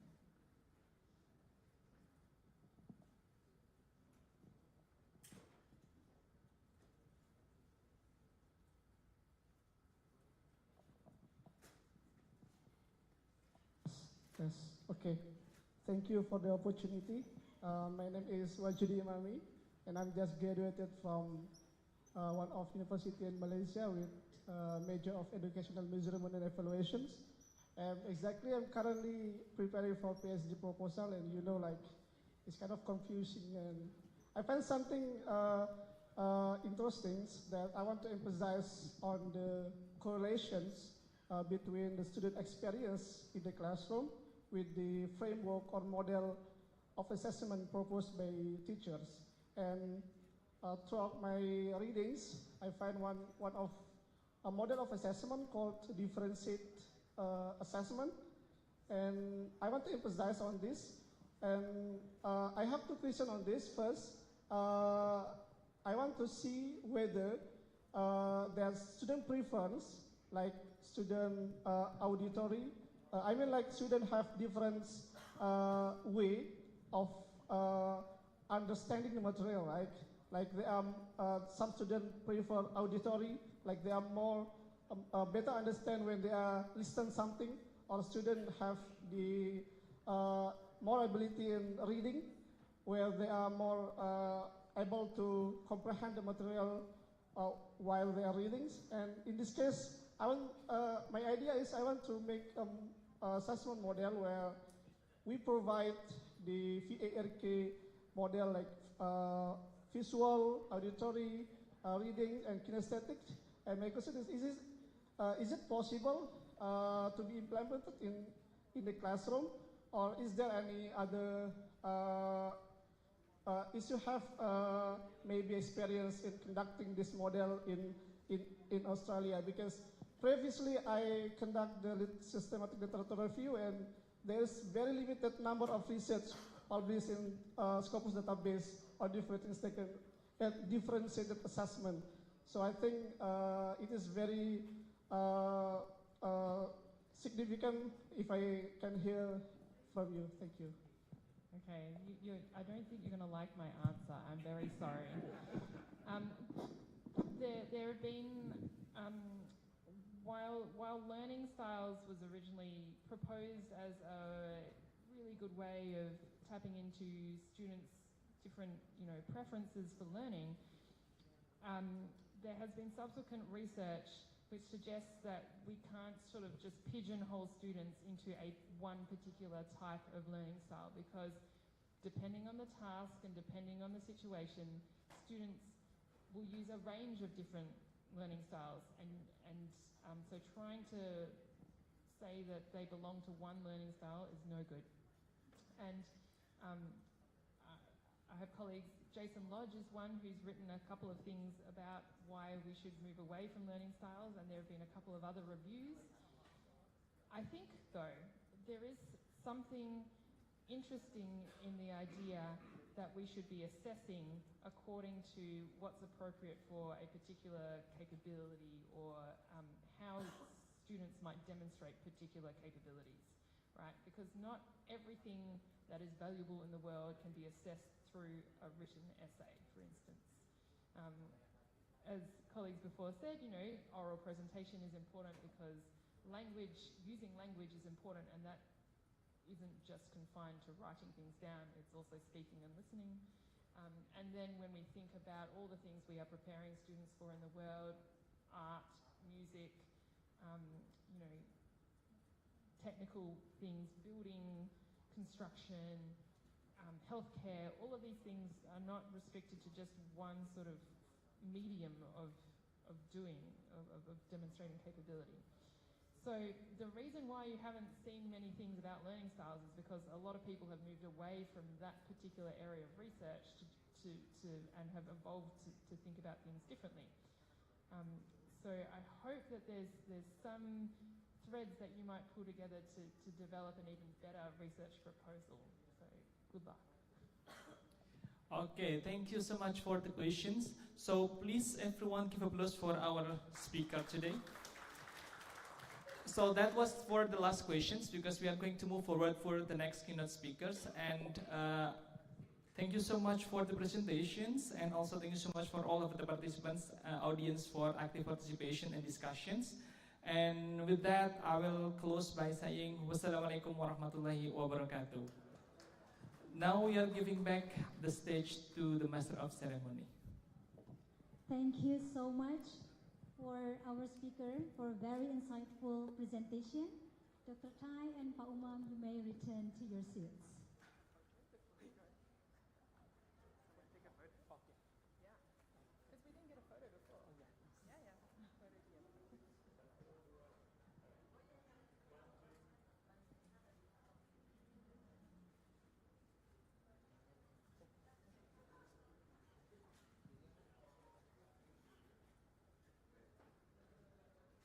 To continue this enriching journey, let us now hear from our second distinguished speaker.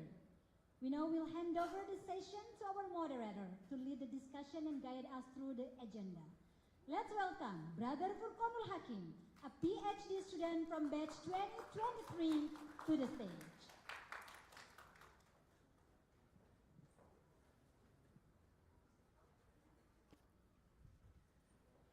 What's this?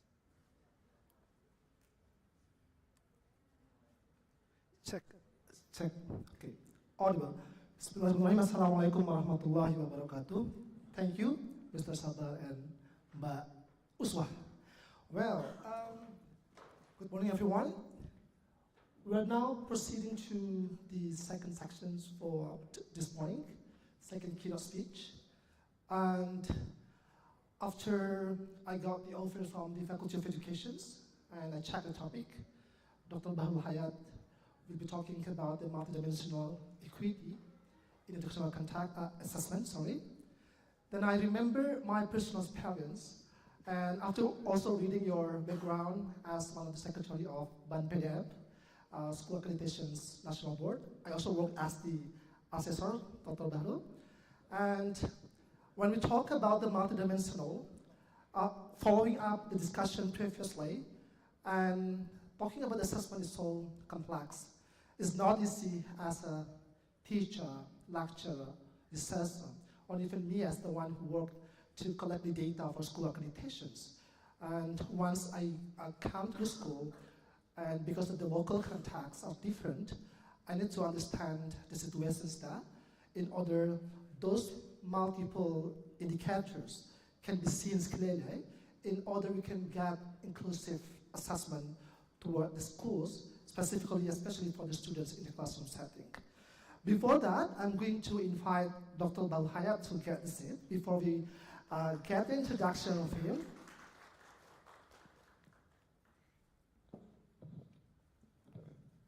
Okay, well, thank you. Welcome, Dr. Bahlul Hayat. Thank you very much for your time, joining us for the keynote speech for the second sessions. And I'm going to introduce him. I remember before I enrolled for this university back then, I watched him on TV, on TV1, giving many perspectives, especially in educational fields, policy making, and also assessment as well.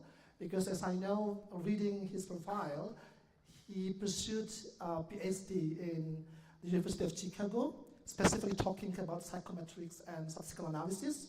And I also remember, thanks to Dr. Bambang invited him to my classroom at the time, talking about a very subtle talk, giving the talk about the statistical analysis. It was really essential for me as a researcher and for my friends there. And then today we will be delving deeper to discuss more on the dimensional in the assessment in order we can achieve the equity and fairness, transparency, and assessment. And for my research and for my dissertation, I also have discussed with my supervisor, Bambang. I will be talking about the transparency and also fairness in adjudicating, debating in Indonesia. And I'm so grateful having this chance to be the moderators for these sessions. It fits to my topic, and hopefully I will get very huge insight to help my research in the future. Without any further ado, I welcome Dr. Bahlul Hayat, PhD, to give the speech. Thank you.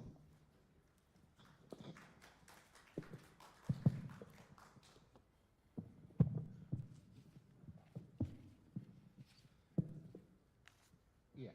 Assalamualaikum warahmatullahi wabarakatuh. Alhamdulillahirabbil alamin wa bihi nasta'in ala umuri dunya waddin. Wassalatu wassalamu ala asyrofil anbiya wal mursalin sayyidina Muhammad wa ala alihi wa sahbihi ajma'in. My distinguished guests, especially our senior ini ada Profesor Kumaydi and Profesor Swati, my fellow faculty members of the Faculty of Education, distinguished participants, ladies and gentlemen. First, I would like to say that I'll keep my topic to be as general as the theme of this conference, Pak Bambang.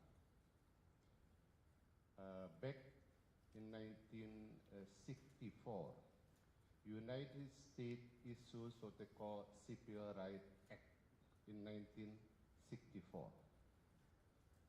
And then the government of the United States asked Professor Jim Coleman, a distinguished sociologist at the University of Chicago, to have a very large-scale study to check about the equality of educational opportunity. That's the beginning of era where the equity become the hot topic, not only in the US, but I think in almost all developed countries.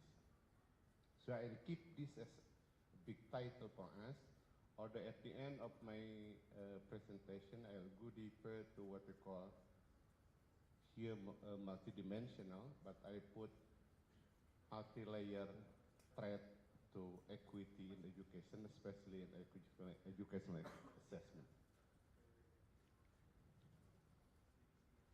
Yeah. Sorry. Yeah.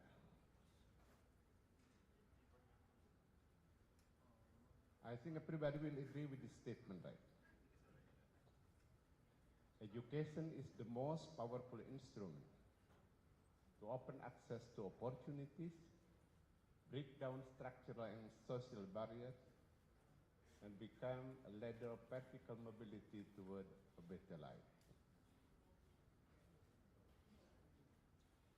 The global policy of the UN through Millennium Development Goals, Sustainable Development Goals, asks all countries in the world to hand in hand push to make sure that all children in the world have equal access to education. So education is the golden bridge to bring anybody from the lower social between quad level to the higher. I think it's always the dream. But here is the story.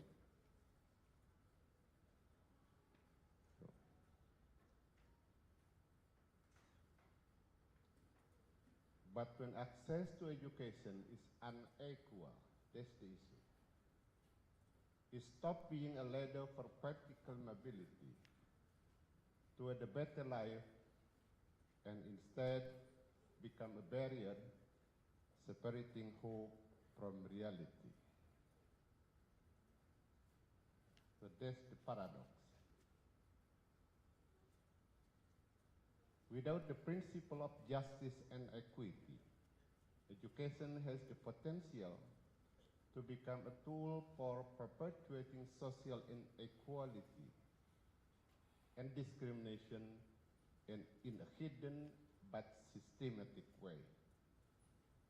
So I think it's very important to understand why the issue of equity in education is very important. Because if, again, we don't put the issue of equity in the access to education and now in the access to quality education, then education is not a good, powerful tool for social mobility, but instead it will perpetuate the social inequality. So let's move. If you go, especially for the graduate student, go to the context of equity in education, you will find two important words. The first one is equality and equity. Again, the paper, the Coleman Report in 1966, the title is Equality of Educational Opportunity. Then 30 years from there, the issue becomes equity in education. The difference is very clear, right? Equality is providing all learners with fair access to quality education and treating them equally. That's the problem later on, regardless of their background, ability, and the need. And it's contrast to the concept of equity. Equity is providing tailored learning support to meet individual needs by recognizing the diversity of social and economic backgrounds, and also abilities, aptitude, even aptitude, because you have different aptitude. Type of disabilities, like our brothers asking about what is the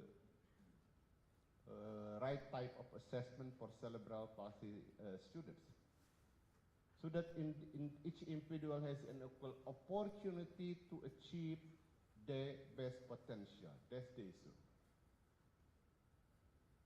So now in the context of education, the word equality and equity should be one package. We still have also to have equality on a certain aspect, but deeper than that, we have to go to the issue of equity. But nobody now, after Coleman report, have a large-scale study about this equity.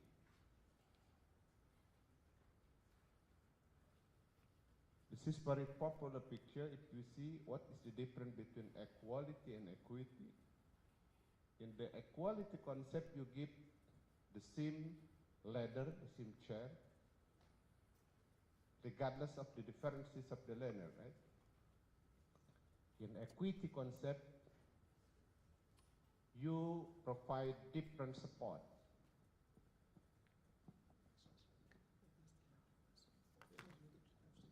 Different support in line with the need of each individual learners.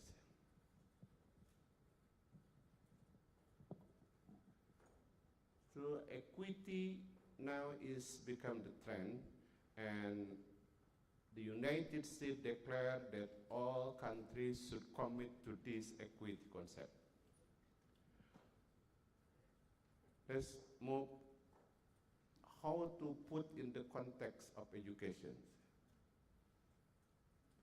Thank you, you have introduced this word, UDL. So all students, if you are interested in how to design the teaching learning approach which is applicable for the concept of equity in education, you can openly, it is free downloading all the documents related to a called Universal Design of Learning, or UDL, First Plan for Learning, developed by Center for Applied Special Technology. It is a non-government organization in Massachusetts to develop the concept and framework to guide the design of a learning environment that is flexible, inclusive, and challenging from the start to meet the diverse needs of all learners, including those with differences in ability, learning style, language, cultural background, and disability. So now it's become the general platform. Everybody who wants to use the concept of equity in the teaching learning process in whatever level, UDL is one of the best approach. And you can download all the guidelines from the internet. And the mission of this UDL is to transform education design and practice until learning has no limit. Everybody has a capacity to achieve the dream regardless of the differences in whatever they have. So I suggest to go, if you want to have a detailed concept of how to implement equity in the context of classroom, you can use this Universal Design for Learning. Okay. Let's bring to the concept of what we are talking about, assessment.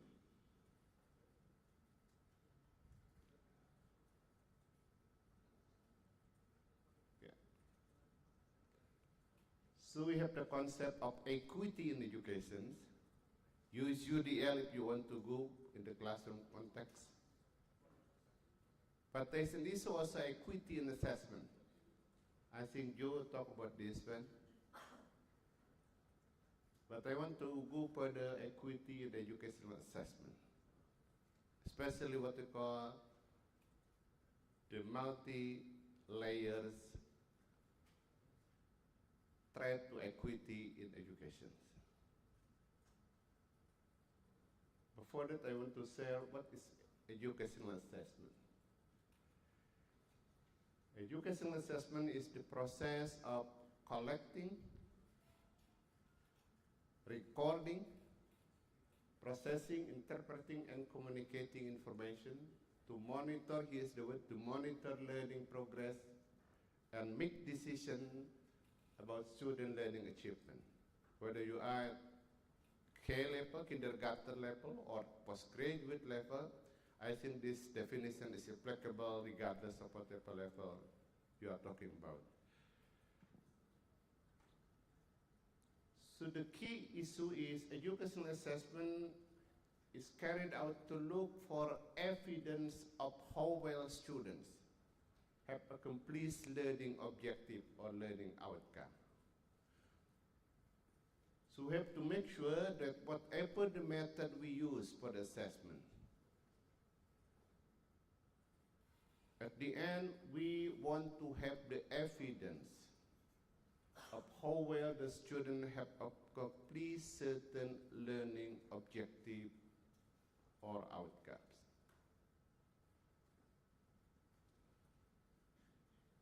However, in the general context, in addition to individual student learning, a large-scale assessment like Indonesia, Australia, we have national assessment, Australia have NAFLAN, the United States have NIAP, for example.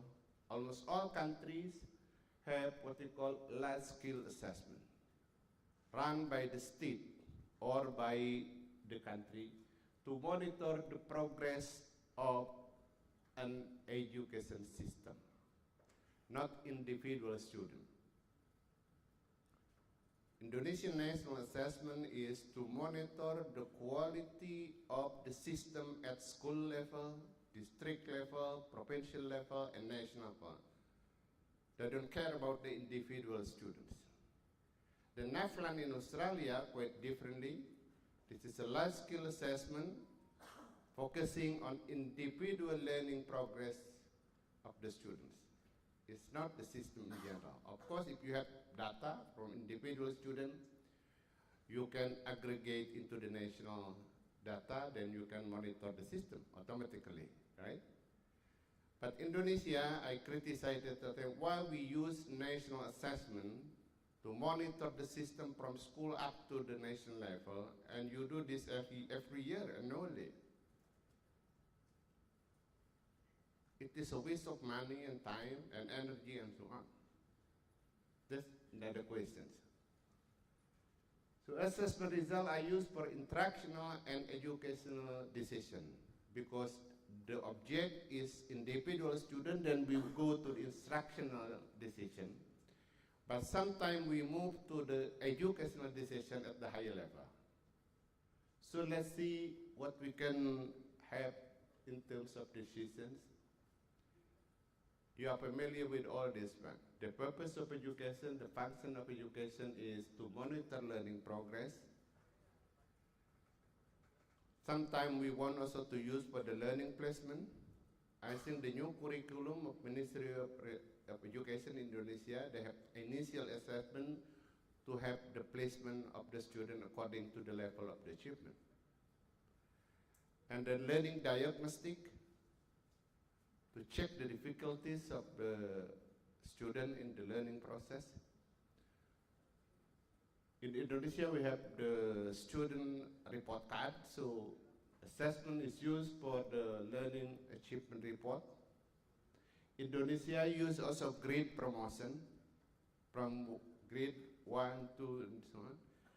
Not in other countries, probably also in Australia or in the United States, they use age-based system, not grade-based system. And an educational certification, student finish certain level of education, they need the certificate of completion. Then sometimes we use the result of the assessment. Sometimes also not only certification but selection, right? And these are also the large-scale system monitoring. If you remember what Professor Yu said, from the upper part to the lower part goes from assessment as learning, for learning, go down to off learning. Under the Bloom and microscribing concept, it is what they call from formative going to summative. Why they call formative? Why Bloom call formative? Because the result of the assessment, like monitoring learning progress, the purpose is to form the learning process. The word form is to form and reform, revise the learning process. While you go down, Bloom said is to sum up, that is why the word summative. So if the result of the assessment is to sum up for a certain decision, Bloom said the function is summative. From up to lower, you go also from instructional decision to higher educational decision. Like system monitoring is not about the student, right? We want to talk about the educational decision, what policy the government have to develop, what kind of intervention that we have to develop for a certain grade level and so on. So here I think the framework of what the function of educational assessment in general.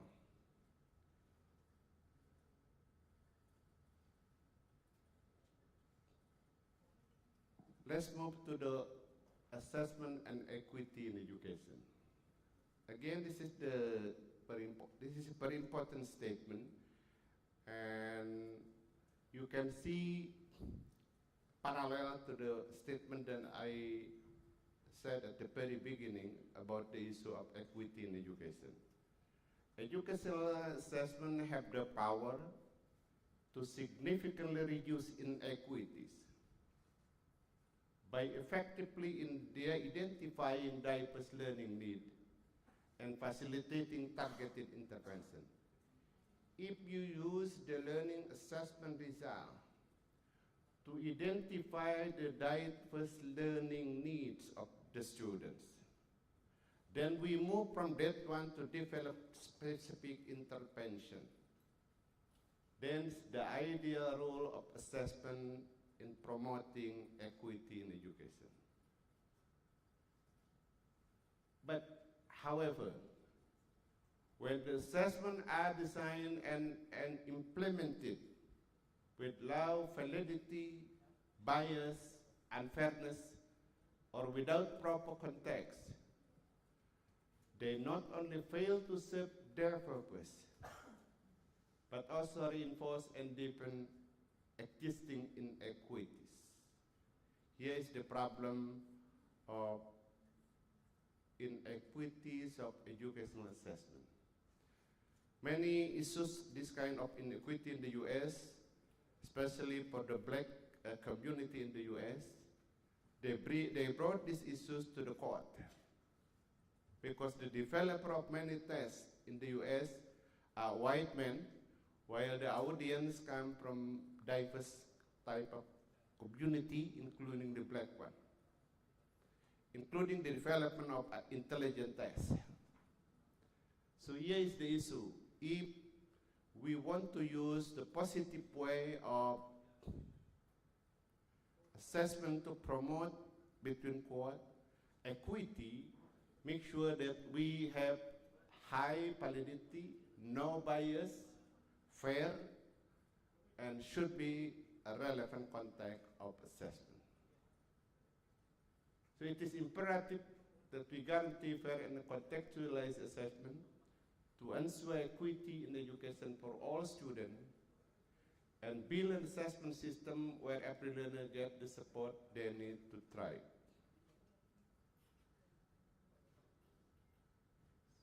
So it's like, if you look at this, it's like educational assessment in the context of equity can have a positive potential if we use this result of the assessment to identify learning achievement gap and provide data based on this achievement for equitable and targeted intervention. and then provide responsive instructional planning. This, the positive aspect or use of the assessment result. But if the instrument is poorly designed, the negative risk will bring the assessment, contain cultural, linguistic, and social context, bias, and then ignore the diversity of the student background, and will serve as unfair selection tools and reinforce inequality. So by having these two to make sure that we go with the left one from your head. Avoid the right issues, the risk of negative what we call educational assessment, negative aspects of educational assessment. Let's see how we can use in the positive way of assessment result. Assessment data should be used to identify disparity in student learning, whatever the background, and then use this to develop the identifying it and develop the relevant intervention. If we develop this one, then equity will be increased. In other words, equity in education can be improved by assessment if you use the assessment data to identify disparities and then develop the intervention relevant to the needs of the learners based on the data from the assessment. If not, then there is no between quote positive role of what the assessment can promote equity in education.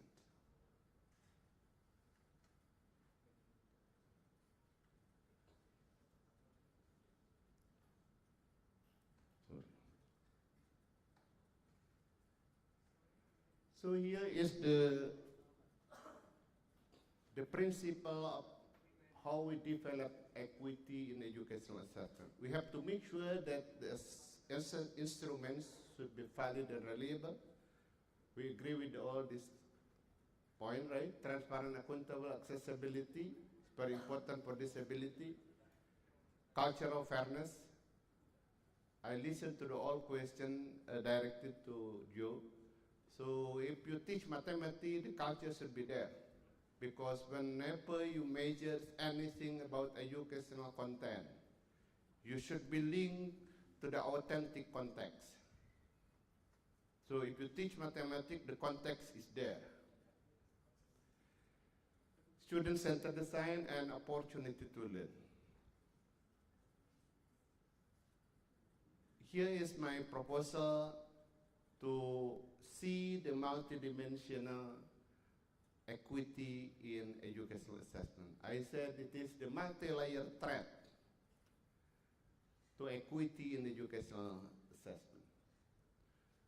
So we have three layers. The first layer is assessment instrument. We have to make sure that the instrument, again, are reliable, valid, and so on, blah, blah, blah. But the second layer is the issue of assessment administration. The third layer is scoring and interpretation. Okay. We have to make sure that these three layers are free from any kind of issues that can be the threat to the equity in educational assessment. Let's see the first one. In terms of assessment instrument, you have a lot of threat to equity in educational assessment instrument. Item format inflexibility. Many questions about this one. So if you have, for example, the cerebral palsy student, what kind of format, what kind of type of question that is very, between quote, relevant to the need of the cerebral palsy students. It's different also with somebody who has no, say, capacity to read more than 5 minutes. So the format should be different. Make sure there is no format inflexibility. The second one, low content and curricular validity. That's the question also of the national assessment, Prof. Kumaydi. Because what we assess in the national assessment in Indonesia is not directly linked to the curriculum. So there is no curricular validity. There will be the problem. But we are very kind. Indonesia are very kind. Nobody bring this issue to the court.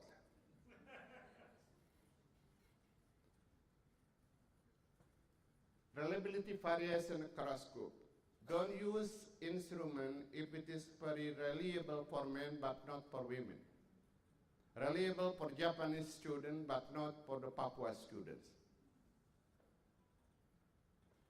An equal opportunity to learn. Make sure that you provide and give the test, for example, or any other kind of assessment method, that all learners should have relatively equal opportunity to learn. That is why when we use this kind of selection, I propose to use aptitude test rather than achievement test. Because achievement will be related to opportunity to learn. University entrance exam is better to use an instrument like aptitude test. This will be more between quote, general, and regardless of differences in opportunity to learn. Many students who come to or to apply to the University of Indonesia or ITB in Bandung mostly are students who come from the big cities and then the cities and then the latest will be from the village, right? Opportunity to learn, to get extra lesson and test wiseness are very good for students who are rich in the big cities. And it is very, between quote, unfair to the student who live in the remote area and no access to non-classroom exercise or training, whatever. Differential and item functioning is very technical term, but the idea is if an item function differently across group, don't use. If men and women have the same ability, but they have different opportunity to answer correctly the item, there is something wrong with the item. If there are two group, men and women here, and I give one item, but 100% of women will get this item right, and only 20% of the men will get item right, there is a problem with the item. That's what we call differential item functioning. The item function differently across group. Construct irrelevant variance. Don't put anything outside the content we want to measure. In math, for example, sometimes we put the story, right, to make the context of the application of certain mathematical concept or formula. But don't put too much irrelevant content. And you read too long about this one, and you forget about the mathematical content. That's what we call construct irrelevant variance. Cultural bias. Again, many items in exactly like IQ test and some non-cognitive tests who has a cultural bias. If I give an example, this is a real example in the US. This is relational reasoning. In psychology, you have relational reasoning of the concept. If I say I have, okay, spoon, fork, knife, and plate, I give 4 items. Plate, spoon, fork, knife. Which one is closer?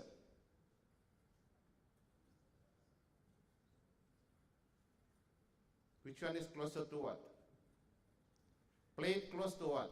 In Indonesia, close to what? to spoon. You can eat without spoon, it's okay. But if you want to add spoon, right? And then you add pork, right? No, knife is okay in Indonesia. But in the US, the correct one after the plate is pork and then knife. You don't need spoon if you don't have soup. That's the problem. That's the problem of cultural bias. US agents develop this kind of test for intelligent tests. That is why Indonesian people have a very low intelligent test. No, I feel better and I feel better than some of US students in the University of Chicago. So I think the problem is cultural bias. And the last one is lack of representation. Make sure that each item, if you want to have an illustration, the story and something, for example, the story is always about the man. So gender representation is not there. Okay? So make sure it is not easy to develop a good instrument. Here is we call threat to equity in the assessment instrument. Let's check the second level. Threat to equity in assessment administration. The question I see from our brothers is uniform mode of assessment. Why we give the same format of item, written multiple choice, while I don't like multiple choice. Some students probably don't like also handwriting, right? So this is an issue whether we have to have uniform mode of assessment. AI can make different type of mode. Fixed time limit. Always give the same time, right, for all students. You sit for this test for 2 hours, regardless of your IQ. That's the problem. In psychology, especially in psychometric, if you want to give ability tests, you have to give unlimited time to complete. It is unfair for you to limit the time for different background of intelligence. But of course, there is nobody who want to have a test time more than 5 hours, right? That's why sometimes we have the between quote fixed time, but make sure the fixed time should be also applicable to the slow learners. If not, then we have to separate this. AI and computer can assist you on this one. So if you, after 5 items, is enough to show your ability, then the computer will stop. Testing condition. University entrance exam in Indonesia last time, always in the big stadium. And you see how the condition, you see thousands of people sitting with you. There is no aircon. No. It is unfair for the test taker. Lack of accommodation.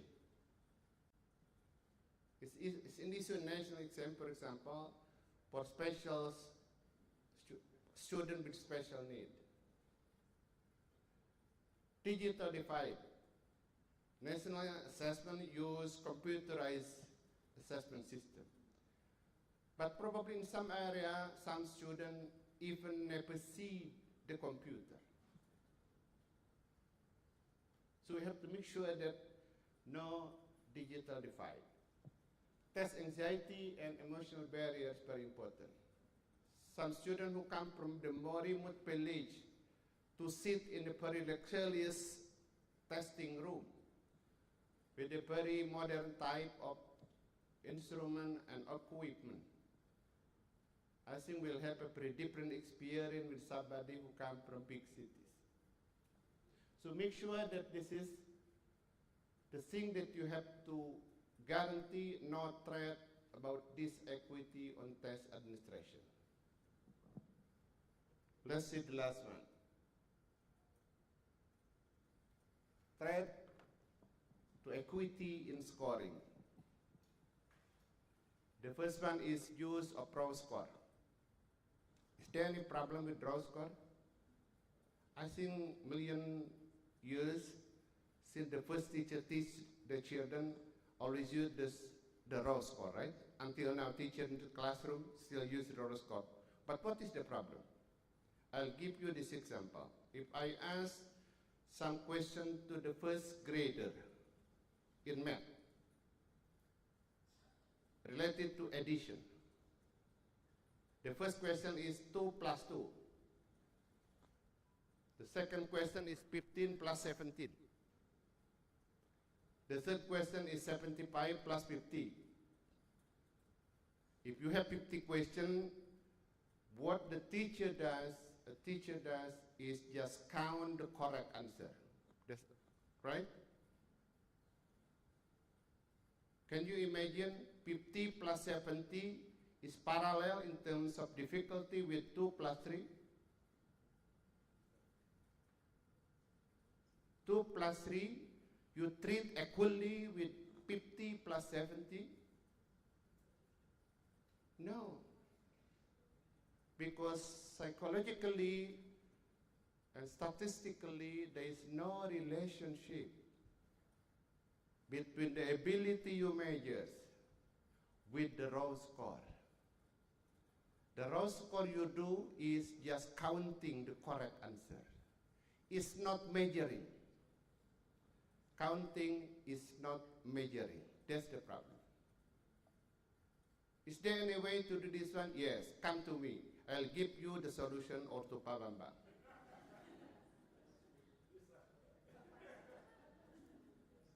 So you have to convert the raw score into more linear type of measures. Subjectivity in scoring, especially if you have rater, multiple rater, there will be an issue of leniency and severity. How to accommodate this one? Again, come to Pak Bambang and me. I can remove this unbiased in the bias of this rater. Norm-reference grading. The IQ test, you know, is norm-reference system. We take sample of person from a certain population and use statistically to divide people into this normal distribution. So until the end of the world, only 2.5% will be genius, and only 2.5% will be debil and imbecile or idiot. This why because it is the normal distribution, and we take the sample for that one. The problem is, who are the norm group you are doing with? Taking the sample for this norming group is very important. If I develop this test in Indonesia, my norm group will be Indonesian. IQ test is developed in the US, and the norm group are mostly the white US person. That is why Indonesia again is very low. So make sure that the norm referencing should be very clear who are the sample of this norming process. Standardization bias. In the norming group, you see also the ranking is one of the score you use, or percentile rank. Or again, like IQ, DIQ, differential IQ. Again, norm distribution is not always the right thing to do for us. What we have to do is use directly to link the score to the competency you want to measure. I repeat again. The best interpretation of the test score is to link directly the score you get to what kind of competency you master. This is what we call criterion reference testing. So criterion reference testing is the interpretation of the score related to the competency we are measuring. The last one is one size fits all rubric. So make sure that some students need more elaborative rubric. Some students probably need a very simple. It depends also of the task. So don't put one type of uniform rubric for all type of tasks and for different type of learners. Now you have 3 layers of between quote problem to equity in educational assessment. So after having this one, I quote Jim Popham. Prof. Kumaydi know Jim Popham because I brought Jim Popham to Indonesia almost 30 years ago. A famous professor at UCLA. He said that we must ensure that our assessments are fair and instructionally informative rather than tools that perpetuate privilege or punish disadvantage. Or for psychologists, here is the statement from Linda Hammond, professor of educational psychology. She said that assessment should support learning for all students, not serve as a gatekeeper that deny opportunity. I think it's a very clear statement. So let's work on developing educational assessment with fair, inclusive, and evidence-based manner to support equity in education effectively. Thank you.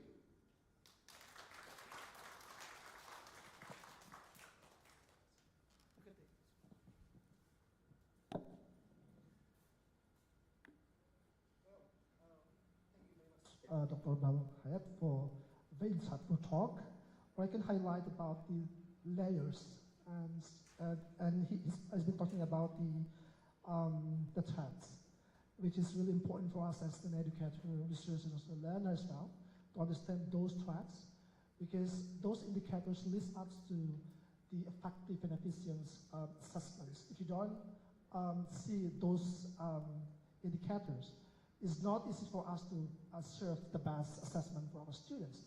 At the end, it influences the future of the students, because if we don't have a proper assessment during our teaching and learning, for example, and then, for example, we give wrong assessment result for the students at the end of the day, maybe there will be some students feel bad because of that, and hopefully this discussion can give us what's called reflection toward the assessment process as an educator, researcher, and also lecturer as well. So without any further ado, I don't want to talk too much. I'm going to give the microphone to everyone here. If you have something to ask more, to delving deeper to our discussion today. And I'm sure you can give very critical questions toward those focus on our discussion today about the threats in the assessment. So I welcome participants to give the questions, and I open 3 questions first because we have enough time to talk more on the Q&A. So raise your hand. Yeah? No questions? Okay. One question from a sister from this third batch PhD student. Okay, thank you. Don't forget to introduce yourself first because before you proceed to your questions.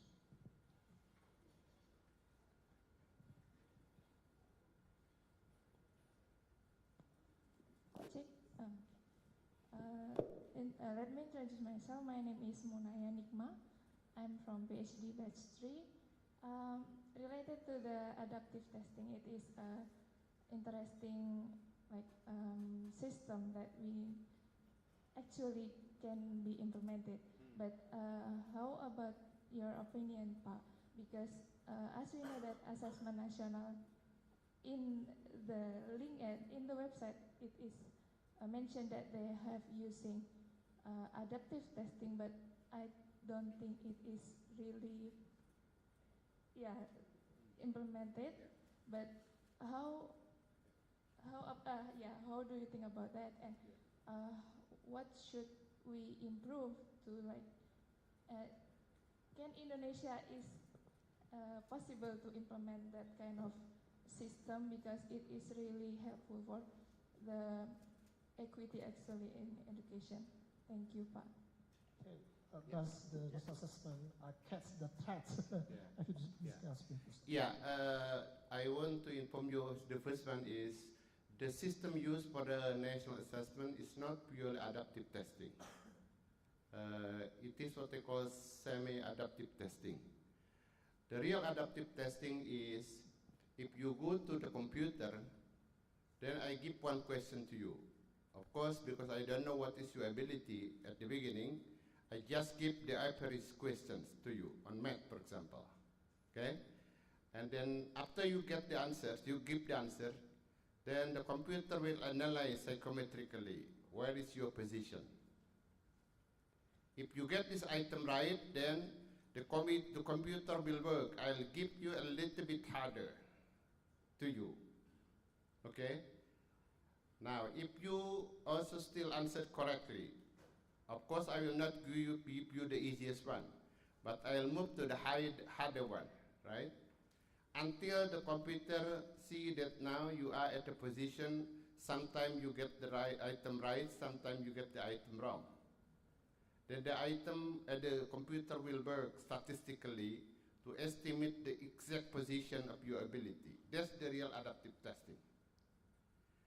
What the system used for the national assessment is they provide you with the 5 block of tests or sub-tests. Then the student will take the moderate difficulty first. If you have more than probably 50 or 60% of the item right, then they will give you the harder one. And only 2 levels from that. And then if you get less than 50 or 60% right, then you will go down up to 2 levels. So it's not really the adaptive testing.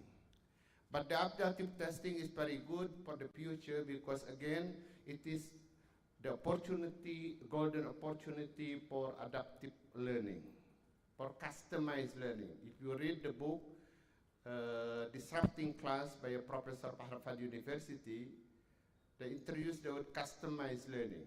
Customized learning is really use the adaptive testing.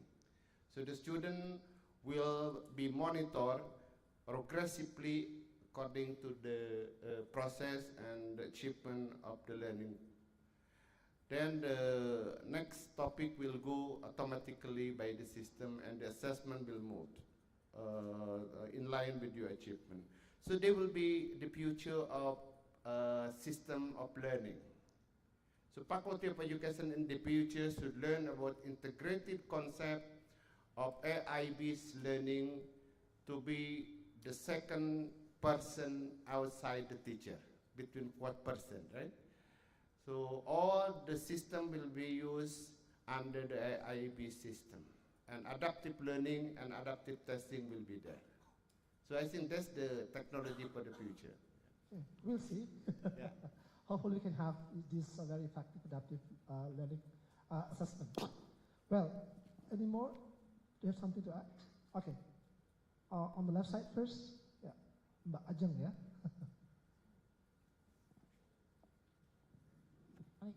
Assalamualaikum warahmatullahi wabarakatuh. Thank you, Pak Bahrul. My name is Ajeng. I would like to ask about the multidimensional equity of educational assessment in the context of Indonesia, which has large geographical and socioeconomic disparities. So how can the concept of this multidimensional equity realistically in national development can be implemented in Indonesia, especially maybe also about how the quality of the teacher to implement this kind of assessment. Thank you, Bapak. Good thing is, do teacher need assessment system? If I teach in grade 1, have 15 students, do I need formal assessment? No, they know each children, each child, right? They learn every day about the achievement of the student, but they need a formal assessment because of the objectivity. So teacher, I think, is okay, because he or she know better the position of the learners. But the problem is, if you teach in multiple group, multiple class, you don't know each learner, there will be a problem. So make sure that all the, between quote, the thread will be removed. So if you have collection of students in one group, coming from the same village, using the same language, relatively the same socio-economic background, give an example for your question related to that context. It's easier, right? Don't put any story about train in Java and given this question to the Papua students. They never imagine about the train. You get the point, right? If you teach in Tasikmalaya, in my kampung, and all students come from that area, all speak Bahasa Sunda, make sure that the context you use, whatever the item you want to develop, should be contextualized to that one. Even the question about math. Is there any relationship between math and culture? Again, if you ask the ability the student to do in any item. Remember, you have to have 3 things. You measure the content, right? At the same time, you measure the cognitive process, but put in the context. So the context is very important. Content, cognitive, and context. It is my proposal for 3C in developing an item. And you can modify the C's according to the context where you want to measure the students. Okay, yeah. Thank you. Is it clear? Okay, well, next question. Maybe from the gentleman. Raise your hand. Okay, now get back to the, yeah. Assalamualaikum warahmatullahi wabarakatuh. Pak Fahri, semoga sehat selalu. My name is Fauzana Fauzan Al-Muhammadi. I am a PhD in Educational Studies, graduated from McGill University, Montreal, Canada. Could you please speak a little bit louder? Okay. Yeah. My name is Fauzana Fauzan Al-Muhammadi. I am a PhD in Educational Studies, graduated from McGill University, Montreal, Canada. And it's a pleasure to attend this conference for me today. And so thank you so much for your great presentation today. And I have some question regarding the equity in education. I would like to have your opinion regarding policy to support equity in Indonesian education system. Based on my experience, I used to work in one of Canadian schools. I used to work as a school center secretary in Montreal, and my job is related to how to help the student assessment, help to facilitate the teachers and school administration for student assessment, especially for students with disabilities. In Canada, students with disabilities, including the student with autism, are allowed to attend regular school. Meanwhile, in Indonesia, based on implementation of special education, Indonesia is regulated by government regulation. In 1991, individuals with disabilities have the option to attend school, but they are isolated from non-disabled people. Therefore, I would like to have your opinion in terms of equity in education system in Indonesian context. is it possible to design new policies in the effort to accommodate the student with disabilities, especially students with autism, to allow them attending regular school, and so they can have equal opportunities as well others regular students in terms of school facilities, school equipments. And so the second question, what's your suggestions in terms of leadership to school leaders or educators or education practitioners to support equity for students with disabilities to have opportunity or to have a bigger opportunity to attend the regular schools? Thank you. Yeah, thank you. Yeah, the first one, like in many countries, the policy for students with special need originally is by providing a special school. I think this is very general in many countries. Now Indonesia is changing to introduce what they call the mainstreaming education. In the Ministry of Education and Ministry of Religious Affairs, now in the process of piloting this approach. It's not easy, I know, because when you come to the issues of psychological disabilities, it's very different with physical disability. It is easy to handle the physical disability. Easy in the mean that it is much more simpler. If the government want, the facilities and so on can be provided. But the psychological disability is quite complex. You need somebody who has a capacity to assess this between quotes psychological disability. So Bidicharina and I think her colleague can do this one, right? That's the problem. The US system, in each school they provide school psychologists. So they have school psychologists in each school. They know how to assess and then what kind of treatment that the school should do for this one.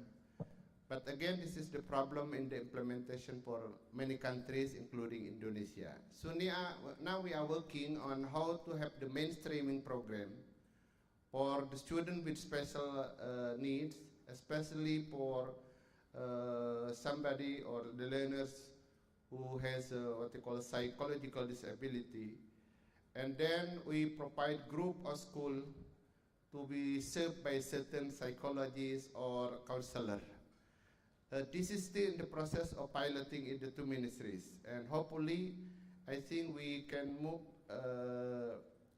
in the future with more comprehensive type of services, not only within the big cities, but including students in the remote area.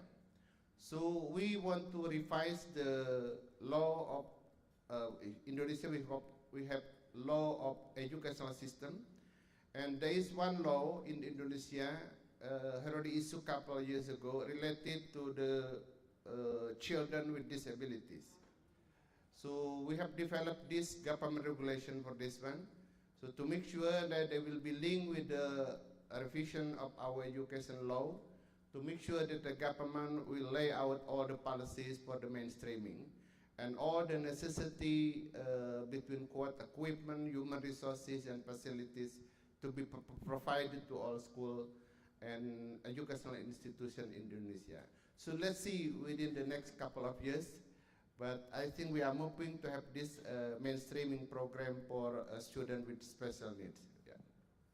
Okay, we are waiting for that. Yeah. Thank you very much for the answer. And this is the end of the Q&A sessions. And it also indicates that this is the end of this second keynote speech. And we thank Dr. Bahrul Hayat for the insightful talk. And what I want to highlight is about multi-threats instrument to open the access and opportunity, equal access and opportunity. That's why we have to really carefully to think about those threats. Therefore, everyone, including students with special needs, and everyone in our classroom or in the school has the same opportunities in the futures, and they can save their future life in better. Thank you very much for the talk, and we give a big applause for our keynote speaker. And wassalamualaikum warahmatullahi wabarakatuh.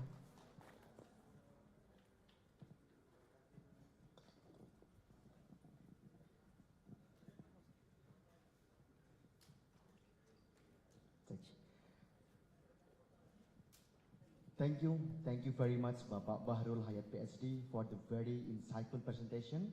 Thank you very much moderator, and thank you all participants for your active engagement. As a gesture of gratitude for valuable insights from the distinguished speakers, we would like to present a token of appreciation.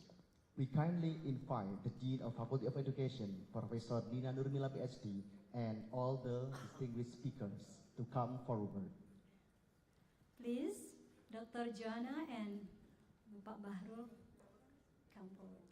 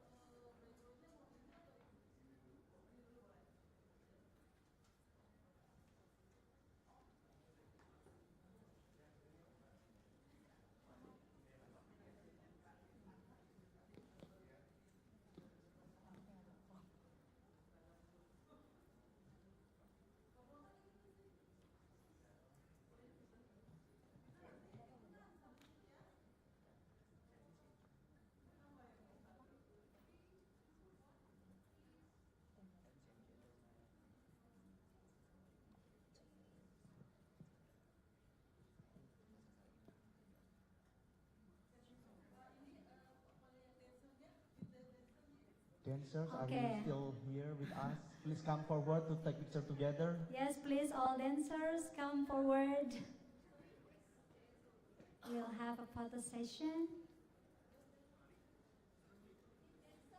Yeah, we are waiting for the dancer to come down here.